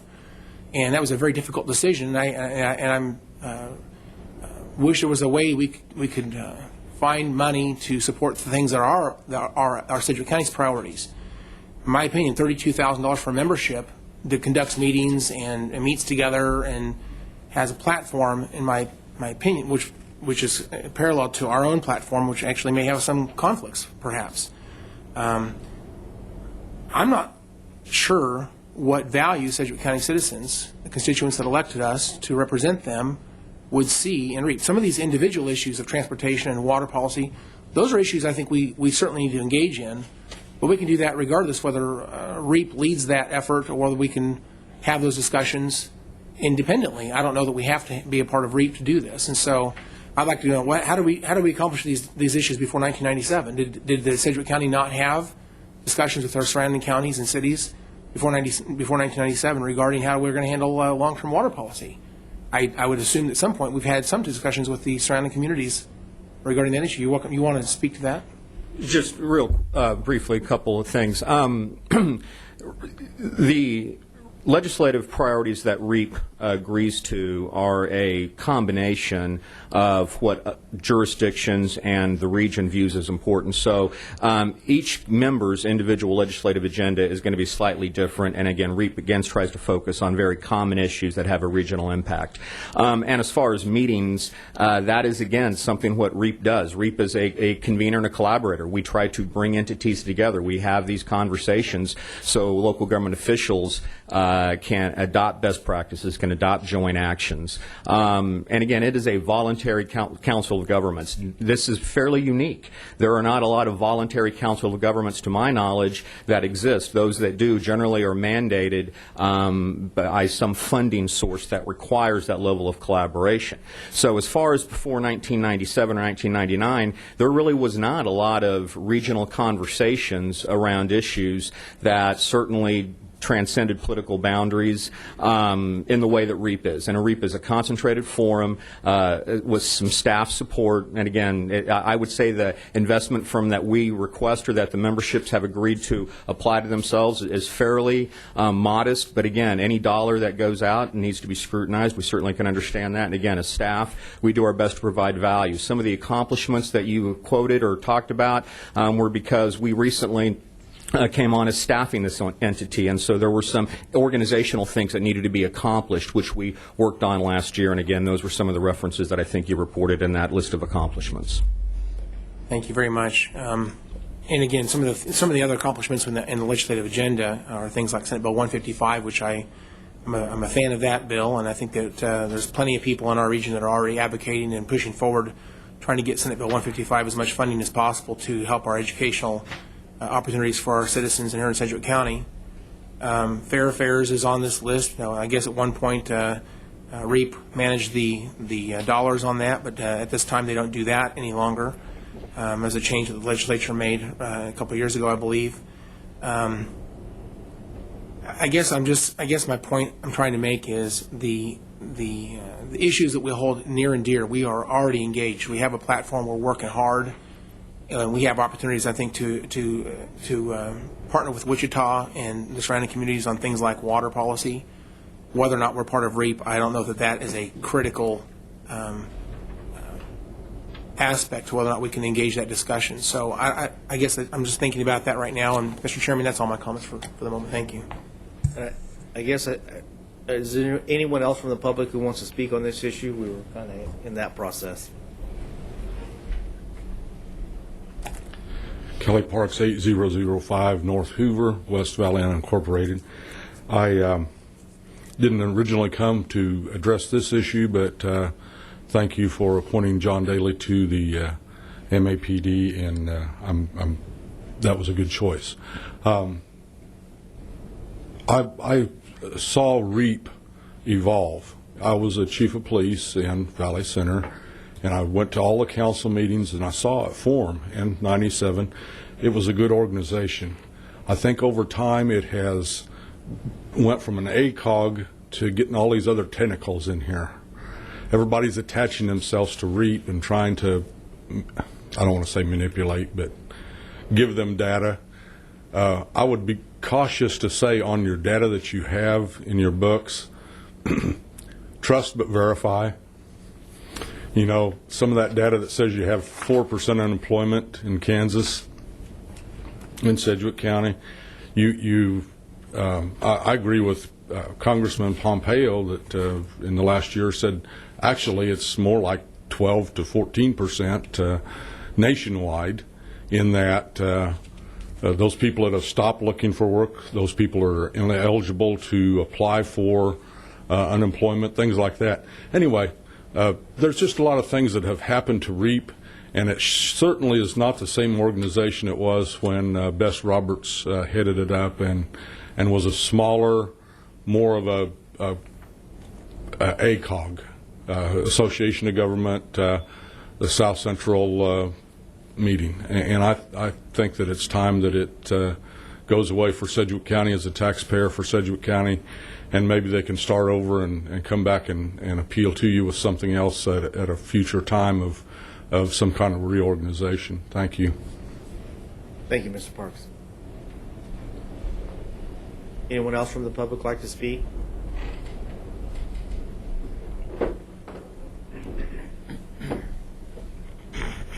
Thank you, Mr. Chairman. I'm Carl Koster from the City of Cheney. I'm on the City Council there, 714 Wolf, and current chairman of REAP. We talk about voices, and one of the key things that I see is helpful from REAP is we create a larger voice for the region. My voice is not too large today, but we work together on things that we can accomplish together. We come together, we discuss issues, and we find a path that hopefully we can influence the legislature, our fellow citizens. We have different opinions about what sustainability is. I certainly don't see any influence from the United Nations. It's all local government officials primarily that come together with the best interest of the citizens of South Central Kansas. So I would answer any questions anybody would have for me, but I just want to put in my 2 cents worth. Looks like Commissioner Prenajon has a question for you. Well, thank you, Mr. Chairman. And thank you, Councilman, for coming down today and engaging in a dialogue on this, because the issue we've struggled with on the sustainability side, and regardless of which end of you're on, this commission's been consistent since 2011. Every time we voted on that, 2010, I want to correct myself. When we voted on this multiple times, the result's always been the same, 3-2. So the question I'd have for you in terms of your thoughts, both as a councilman for the City of Cheney as well as in your position with REAP, when you have the sustainability grants coming out of Washington and federal grants more broadly in general, where's the dividing line between yes, we will go, in your opinion, and no, we won't go when it comes to grants coming out of Washington? And obviously, I've heard an awful lot of local officials talk about local control, and they always talk in support of it. But when you've got a federal grant there's often an awful lot of baggage that comes with the grant, if I can use the B word. I can only speak from my personal experience, and I have not heard any voice from the federal government trying to influence this. Now, I haven't been involved in all the meetings. I've been involved in REAP since it started, and I think those of us were there that originally, and Commissioner Norton was part of that. We were there to keep an eye on Wichita, see what they were up to, and it evolved into first a group of cities, and then a larger group to try and create influence for South Central Kansas. As you can look at the legislative seats, and Commissioner Howe, you can speak to this better than I can. Once you get past from Wyandotte County to Johnson County to Shawnee County, Douglas County, that group of legislators has the influence to control most of what happens in the state of Kansas. And we're trying to find the things where we can work together to become a bigger influence for our citizens, and particularly in transportation. And water is so important. Water is the fuel of the engine of economic development. without water, we can't provide the industry with the assets that they need. And without water, we can't provide the assets our citizens need. So I hope that answers your question. Well, I appreciate the dialogue because it gets to parts of the question. But in terms of, when you talk about water or transportation, at what point do we say, yeah, we'll go ahead and take that federal grant, or no, we won't? And I know the devil is in the details, but with the sustainability grant proposal and with the baggage that I believe has been documented out there, that anybody who researches has looked at it, that's a problem. And I'd really like to see where, if you've got can help where that line is drawn in your mind as an individual elected official who's very active in this community. That's a very difficult question to answer, and I think we would probably have some philosophical differences on that, and where we would have to just agree to disagree whether it's good or bad. But I would have to see the individual grant and what it entailed and what it provided before I could provide an answer for that. In this particular grant, the level of my involvement, I've not seen that influence coming from outside sources. Okay.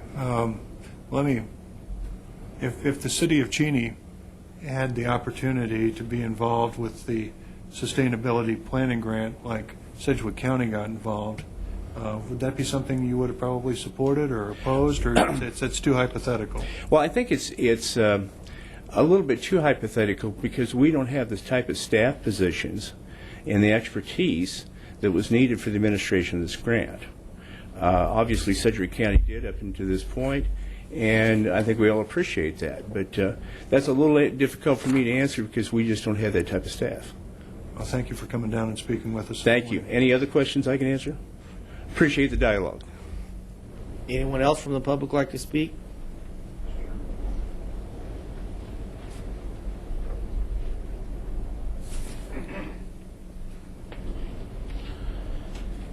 Thank you, Mr. Chairman. My name is John Waltner. I am not a direct constituent of any one of you, so I just want to be clear about that. I'm a Heston resident. I currently serve as the Harvey County Administrator. I served, prior to becoming the Administrator at Harvey County, almost 25 years as Mayor of the City of Heston. I don't at all want to recreate the discussion with regard to the prosperity plan, the grant that has been the subject of a great deal of discussion here. Clearly, there are significant differences of opinion. I served as the consortium leadership team chair.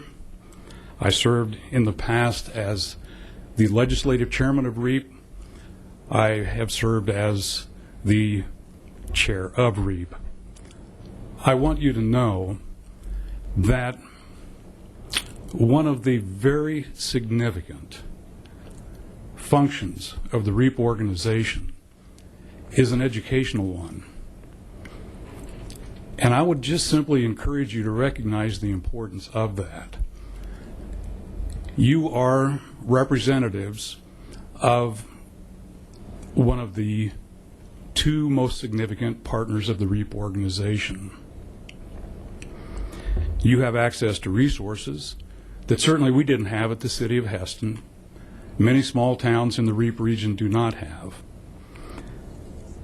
Because REAP existed and exists, there are many people in our communities outside of Sedgwick County, surrounding counties, who because of REAP understand in ways they never had a chance to understand before, understand the importance of, first of all, face-to-face contact with persons such as yourselves who have served as members of REAP,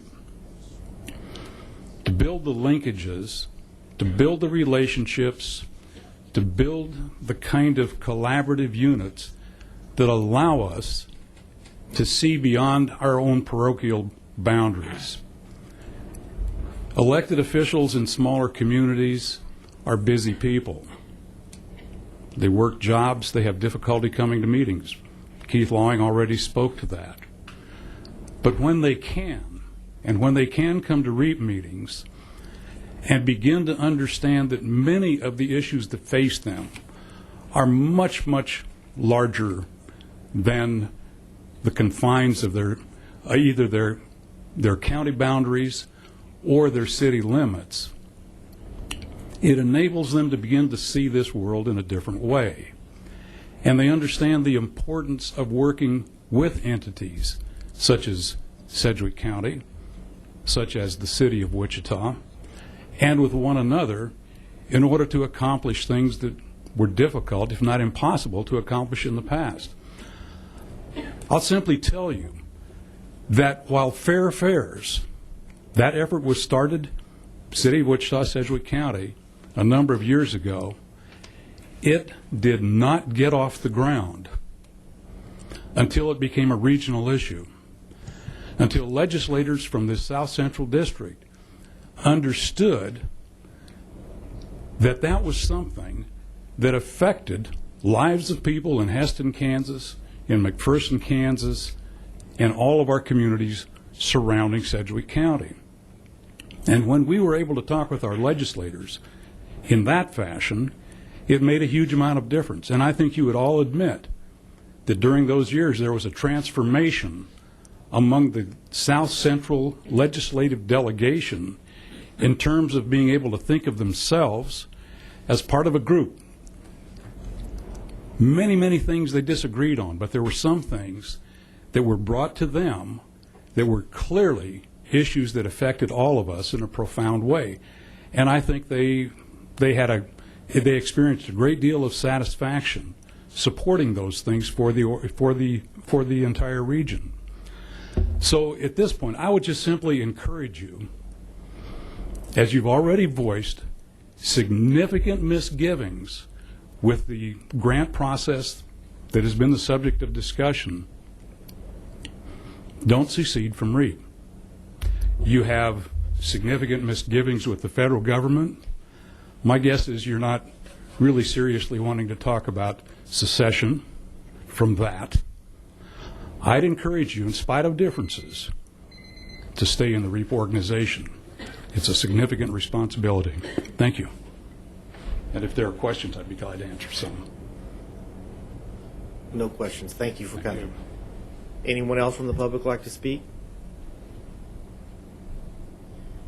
Seeing none, I'll issue my comments and respond to Chairman Unruh. I think a lot of my reasons have already been expressed by other commissioners. Our fees going from $17,000 to $35,000. I need to ask myself, what are we getting for that?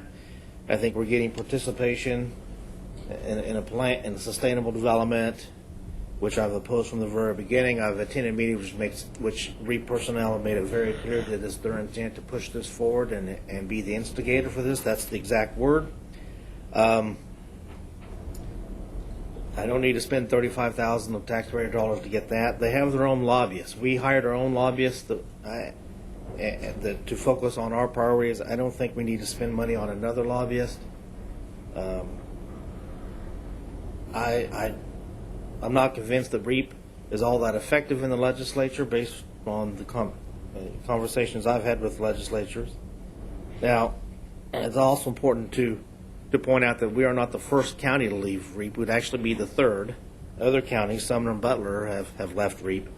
Now, as far as getting together and talking and communicating, I fully support that. We do have what's called the Quad Counties meetings that we participate in, and Commissioner Howell's not had the opportunity to participate in that, but commissioners from 4 different counties get together on a quarterly basis and talk, and we have lunch, we talk about things, and usually take a tour of something that's going on in their community. It's a much more informal atmosphere, and quite frankly, I find that model to be much more beneficial to me as a commissioner. I get a lot out of that. I don't get anything out of REAP. I really don't. And so when I look at spending taxpayer dollars to participate in REAP, that is, in some respects, with respect to grants and their funding, you make an argument, is an extension of the federal government, and the fact they have their own lobbyists, it's not needed, and I don't think they're all effective. Put these all things together, I don't think it's worth the taxpayer money. I agree with some previous comments that I think over time it's morphed into something that it wasn't originally. So I'll be supportive of the motion today, obviously. Now, if in the future REAP reevaluates its positions and structure, I don't believe they need full-time personnel, to be honest. But regardless, if they change their model and make significant changes, we may be able to reconsider that in the future. I do believe we can address the needs of this community and the region without participating in REAP, and we can spend the $35,000 better elsewhere. So, that being said, Commissioner Unruh. Thank you, Mr. Chairman. Just as kind of an administrative clarification, I'd like to ask the county councilor, what does it mean if this motion carries in our relationship to REAP? I mean, we have a contract with them? I mean, some sort of interlocal agreement? Can you tell me exactly what's going to happen if we pass this? Richard Houston, County Councilor. This was set up as a discussion item, and so we haven't really prepared anything. But the contract that you have with REAP allows you to withdraw and requires you to give a 60-day notice and pass a resolution. So I was going to comment that since this was set up as a discussion item, if you do take action to terminate, we will prepare a resolution and put it on next week's agenda. But that's what it takes to do. But it wouldn't be effective for 60 days or whatever? That's correct. Okay. I appreciate the clarification. Thank you. Commissioner Peter John? Well, just build on Commissioner Unruh's point. Mr. Counselor, do we have to give notice before we adopt the resolution, or we can adopt the resolution and then wait 60 days? Is there a chicken or egg? I mean, which comes first? My view of what it means is that you adopt the resolution and send it to them, and the 60 days starts running. Thank you. That's all I have, Mr. Chair. Anything else? Madam Clerk, call the vote. Commissioner Unruh? No. Commissioner Norton? No. Commissioner Howell? Aye. Commissioner Peterjohn? Aye. Chairman Ranzau? Aye. Motion passes 3-2. Madam Clerk, next item. Item O, programs in the criminal justice system.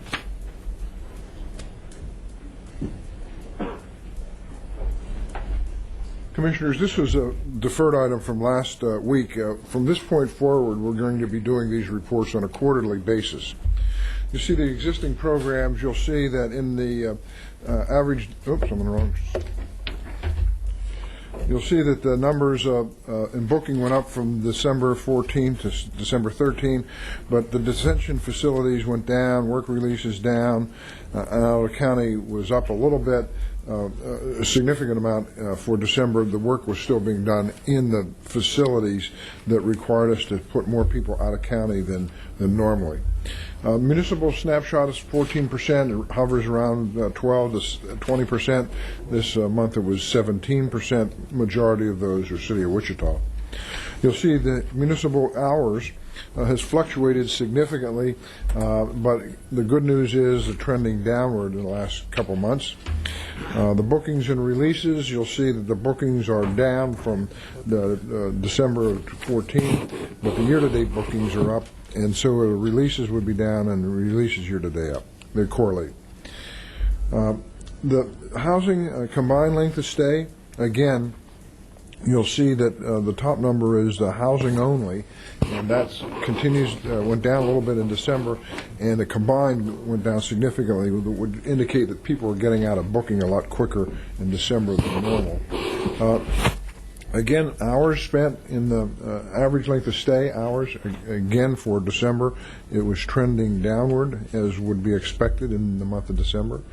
And so you see these numbers from December 14th, December of 2014 to December 2013, and you see that the booking numbers in year-to-date average booking numbers are up, but the housing days are down, and that's a better trend. Again, this trend shows us continue to go down for 2014. 1,359 folks on average daily population. That's less than what it was in 2004. And so that the trend and the programs continue to work. And you can see the monthly average daily population, and we can see that those trends continue to go down. The adult supervision, we see that the programs are working. Day reporting is down a couple of people in a month. You'll see the corrections pretrial services was up. District attorney diversions down. Scope is down a little bit, and then drug court is down. The big deal is the corrections pretrial services, and these programs continue to keep people out of jail. Other fundeds are funded by the City of Wichita or the district court. You see district court numbers are up for mental health court. You'll see they're up again for probation, which is the fourth one down.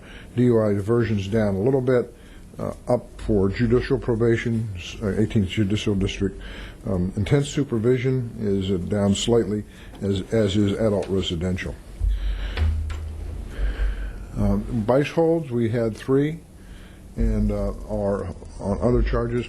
And felony snapshot, we had 103, or 8.1% of the population. If there's any questions concerning that, we have one more slide. This is long-term inmates. We do this quarterly. So you see that 67 inmates, 64 males, 3 females, and they've been longer there than 1 year. 16 have been committed. 49, the preponderance of the numbers, when we're looking at status, are waiting pre-trial. So they've been waiting over a year for their trial to start. Any questions, Commissioners? I'll be happy to try to answer those. Commissioner Peter John. Thank you, Mr. Chairman. Mr. Manager, on your page 16, or second from the last slide, where it talks about commitments, I want to make sure these are people who've been convicted and are serving out their sentences. Would that be fair to say? Yes. Okay. On page 13 of your presentation, I take that back, page 12. You mentioned pretrial services. That's a pretty big percentage increase, about almost 20%. Do you have any explanation in terms of why the increase in pretrial services, or any thoughts as to what might be driving that increase? I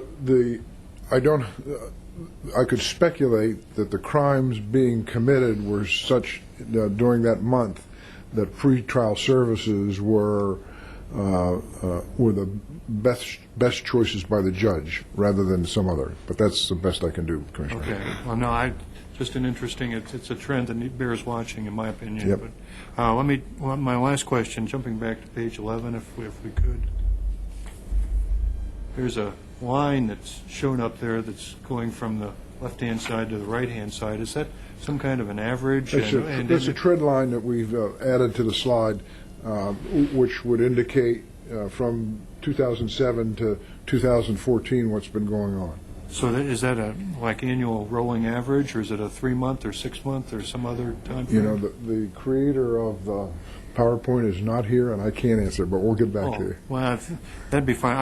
I was just kind of curious in terms of the trend, because just a little canary in the coal mine from this commissioner's opinion. I'm looking at December 2012 on this chart, December 2013. They were both lower than December 2014 on a month basis, and those may be isolated aberrations, and it's not a big difference. We're only talking 16 people, 2014 over 2013, but it's still something that I'd also suggest that bears watching. Thank you, Mr. Chairman, and thank you for this report. I'd make a motion to, we want to take those both at the same time? No, go ahead. Okay, I'll make a motion that we receive and file this report. Christie. Second. Madam Clerk, call the vote. Commissioner Unruh. Aye. Commissioner Norton. Aye. Commissioner Howell. Aye. Commissioner Peterjohn. Aye. Chairman Ransall. Aye. Next item, please. Item P, presentation of the Juvenile Justice Report. Thank you. We have a stair step, as you recall, the stair step to jail. We start with prevention programs, and you can see it goes all the way down to juvenile corrections and all those programs in between. We work hard, Sedgwick County, on the upper prevention programs, detention, residential alternatives, diversion programs. We see that there's 3 types of prevention programs. We don't have any primary programs anymore. That's for general population. We concentrated at risk, and then following arrest and intake, we serve those juveniles the most. And that seems to be the most effective for us to keeping people out of the system. Juvenile intake assessment, JIAC, you see that the numbers went down in December. That usually happens in the month of December for intake and assessment. To get an intake assessment, you have to be confronted with the police, and that goes down in December. Juvenile intake and assessment, JIAC, you can see that most of the overwhelming number of the children in JIAC have been sent back home with a family member. Now, that may be someone they describe as family and may not really be a blood relative, but a small percentage goes into shelter and detention. You can see that the detention facilities admissions, these are a little harder to see, but most of these are by warrant and writ. You can see the juvenile detention facility, present daily population. The average daily population, 2012 to present. 2013, it was a little over 50 in December, and in December 14, it's a little over 65. And most of those folks are children in need of care, and some of those are because of the sexual trafficking that occurs, and there's no place really to put those children except here. Juvenile detention facilities, we have a capacity of 20, and you can see we're always close to that capacity, and that's an unsecured facility. Home-based supervision, we try to grow that program. We have a little excess of 30 folks in that.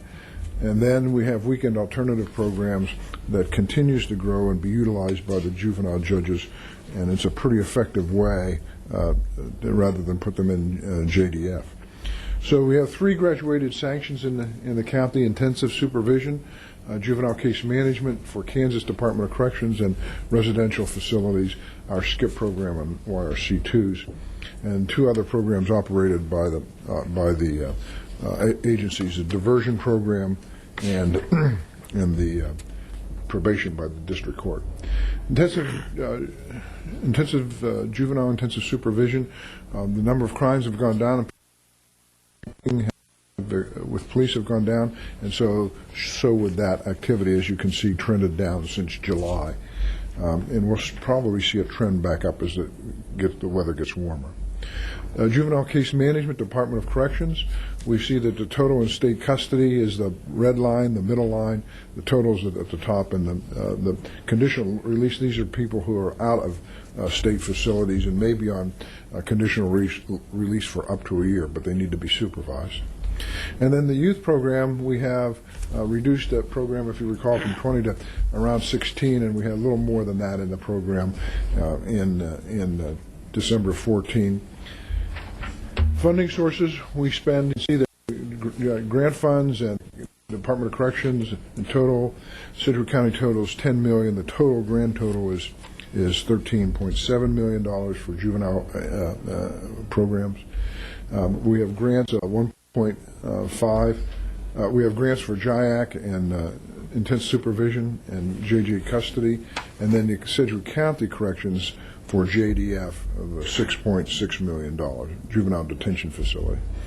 Cost of other programs, and you can see those costs for residential alternatives about 1.4. Prevention programs, we only have $240,000 of those grants. Boys Ranch was 1.4 last 2014, and then the youth is $0.6 million, $681,000. If there are any questions, I'll try to answer those. Any questions or motions? I move we receive and file. Madam Clerk, call the vote. Commissioner Unruh. Aye. Commissioner Norton. Aye. Commissioner Howell. Aye. Commissioner Peterjohn. Aye. Chairman Ransah. Aye. Thank you. Next item, please. Item Q, report of the Board of Bids and Contracts regular meeting on January 29, 2015. Good morning, Mr. Chairman and Commissioners. Joe Thomas, Purchasing Director. The meeting of the Board of Bids and Contracts of January 29th results in 6 items for your consideration this morning. Item number 1 is bridge improvements for Public Works, and the recommendation is to accept the bid from Claver Construction Company, Incorporated, in the amount of $402,138.80. Item number 2 is our executive search firm for the county manager recruitment for the manager's office. Recommendation is to accept the best proposal from MP&S Management Services, doing business as S. Renee Narlock and Associates, for a fee amount of $16,500 plus expenses not to exceed $7,500. Item number 3 is our on-call SAP support services for enterprise resource planning. This recommendation is to accept the best proposals for on-call support for item 6 from CloudBits Incorporated, for item 7 from Sandpoint Consulting Incorporated, for item 8 from Labyrinth Solutions Incorporated, and for item 9 from HR Focal Point LLC, and establish contract pricing for 1 year with 4 one-year options to renew. Item number 4 is the SAP maintenance renewal for enterprise resource planning. The recommendation is to accept the quote from SAP Public Services Incorporated in the amount of $453,245.81. Item number 5 is the upgrade, support, and maintenance for Granicus, Division of Information and Operations. This recommendation is to accept the quote from Granicus Incorporated in the amount of $3,500 for a one-time hardware and implementation cost, and to establish contract pricing for annual recurring maintenance support at the rates listed for 1 year, with a maximum 3% escalator for the remaining 4 year options to renew. And item number 6, Dell computer hardware for various county departments. The recommendation is to utilize the Western States Contracting Alliance and National Association State Procurement Officials contract number B27160, and this is the Kansas State Participating Agreement number 12444, and that's with Dell Marketing LP through March 31st, 2015, with the options to renew as indicated. So I'll be happy to answer any questions you may have, and I do recommend approval of all 6 items. Commissioner, do you have any questions or motions? Commissioner I move Pete? we approve the recommendation of the Board of Bids and Contracts. We have a motion. Do we have a second? I'll second it, but I still have a question. Commissioner Peterjohn? On item 6, can you help me out with the dollar amount? Because it says what we spent last year. Is there any dollar amount max that's tied to that item that you can provide so that I want to make sure we don't have an open-ended obligation that we're voting on here? Yes, sir. I can tell you that last year the county spent approximately $93,000 on hardware and peripherals using Dell Marketing LP. Okay. Well, is there any maximum to this, or how it would be limited? I'll let Mr. David Miller answer that question. Hi, Commissioner. Stephen Miller, your Chief Information Officer. The contract is on an as-needed basis, so we're only purchasing this hardware from Dell when a department needs that hardware replaced. So basically, the departments would be pulling it out of their own operating budgets. So yes, sir. We've got in effect, there's a de facto cap there. That was what I was kind of trying to draw out and make sure that it wasn't like writing a blank check. Absolutely not. Thank you. Madam Clerk, call the vote. Commissioner Unruh. Aye. Commissioner Norton. Aye. Commissioner Howell. Aye. Commissioner Peterjohn. Aye. Chairman Ransah. Aye. Thank you, Commissioners. Next item. Consent agenda. Commissioners, you have the consent agenda before you, and I would recommend you approve it. Commissioners, any questions or comments? Do we have a motion to approve the consent agenda? Move we approve the consent agenda as presented. Second. Madam Clerk, call the vote. Commissioner Unruh. Aye. Commissioner Norton. Aye. Commissioner Howell. Aye. Commissioner Peterjohn. Aye. Chairman Ransall. Aye. Next item is other. Commissioners, do you have any questions or comments to say? Commissioner Peterjohn? Well, thank you, Mr. Chairman. I'll just mention, yesterday afternoon, I attended a meeting the Bureau of Land Management and Bureau of Indian Affairs held down at the Alfred Branch Library to discuss issues that the federal government has relating to the use of federal lands and what may or may not be able to be done with them. Now, being in Kansas, we have a very small percentage of lands here, but the main area that would be affecting here in Sedgwick County was the land that's part of the underneath Cheney Reservoir and other bodies of water here. So I wanted to provide that for the record. Also wanted to mention that February 4th is an important day in American history, and in 1789, the very first electoral college actually chose George Washington to be first U.S. president. In 1826, the famous novel, The Last of the Mohicans, by James Fenimore Cooper, was published. In 1932, the first Winter Olympics held in the United States was conducted in Lake Placid, New York. And on this date, 1945, President Roosevelt, Franklin D. Roosevelt, Winston Churchill, and Joseph Stalin met in the Soviet city of Yalta to discuss what became the post-war division of Europe after World War II, at the very end of World War II. So this is an important day in American history. Wanted to put that on the record as part of other, Mr. Chairman. Thank you, Commissioner. Anyone else? I did have a question for the chairman. 2 weeks ago, we talked about the NACO card versus Carrington, and we were going to discuss that, I thought. What's the status on that? I thought that was going to be it. We're ready to send you a memo about that. Okay. Thank you. Next item is executive session, which I do believe. Mr. Chairman, do you want recess and do fire first? Or? That's a good idea. Just a suggestion. Well, at this point, we'll recess the meeting of the Board of Sedgwick County Commissioners and call to order the BOCC as the governing body of the Fire District Number 1. Madam Clerk, first item. Roll call. Commissioner Unruh. Present. Commissioner Norton. Present. Commissioner Howell. Present. Commissioner Peterjohn. Present. Chairman Ransall. Present. Next item. New business. Item A, approve the execution by the chairman of a contract for fire protection with Aerotech Engineering. I think that the description tells us all we need to know. They want fire protection and they're willing to pay for it, and we're willing to provide it. Okay. Commissioners, do you have any questions, comments, or motion? Commissioner Peterjohn? I'll make the motion that we authorize the chairman to sign the contract. Do we have a second? I second that. Madam Clerk, call. Can I just ask a question? Yes. The question I'd like to ask is in this agreement that we have,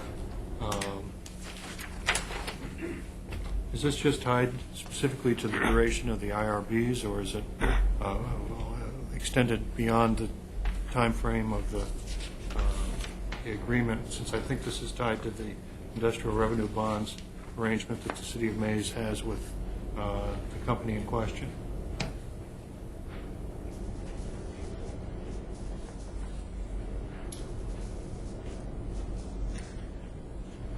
I know the agreement begins with the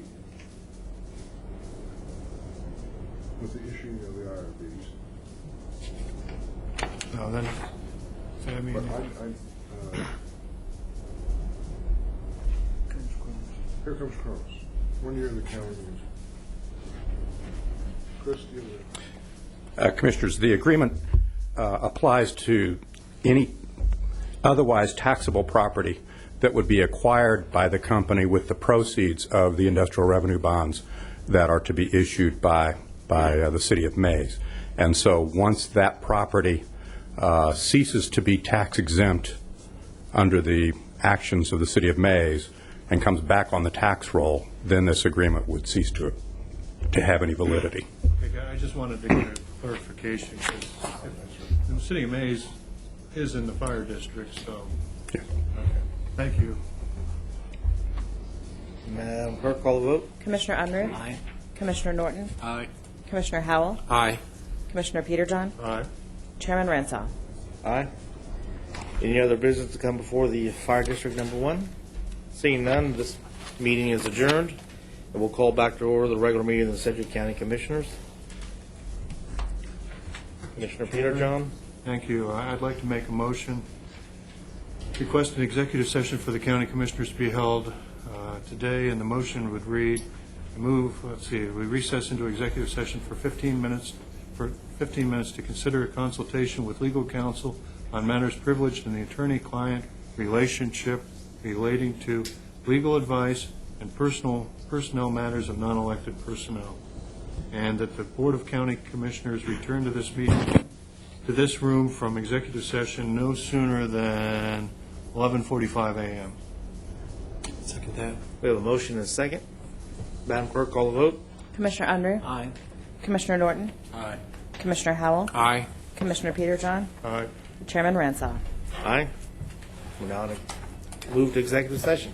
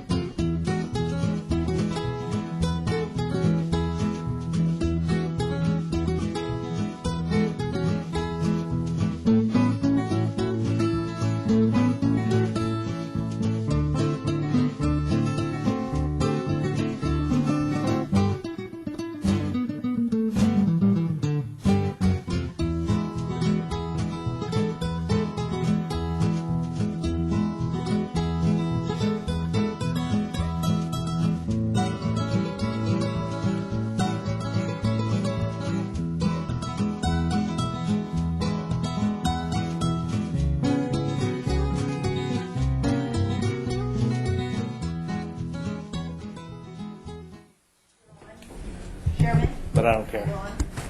Oh. All right, we're back from executive session, and no formal action was taken. Is there any other business come before the commission? No, sir. Seeing none, we're adjourned.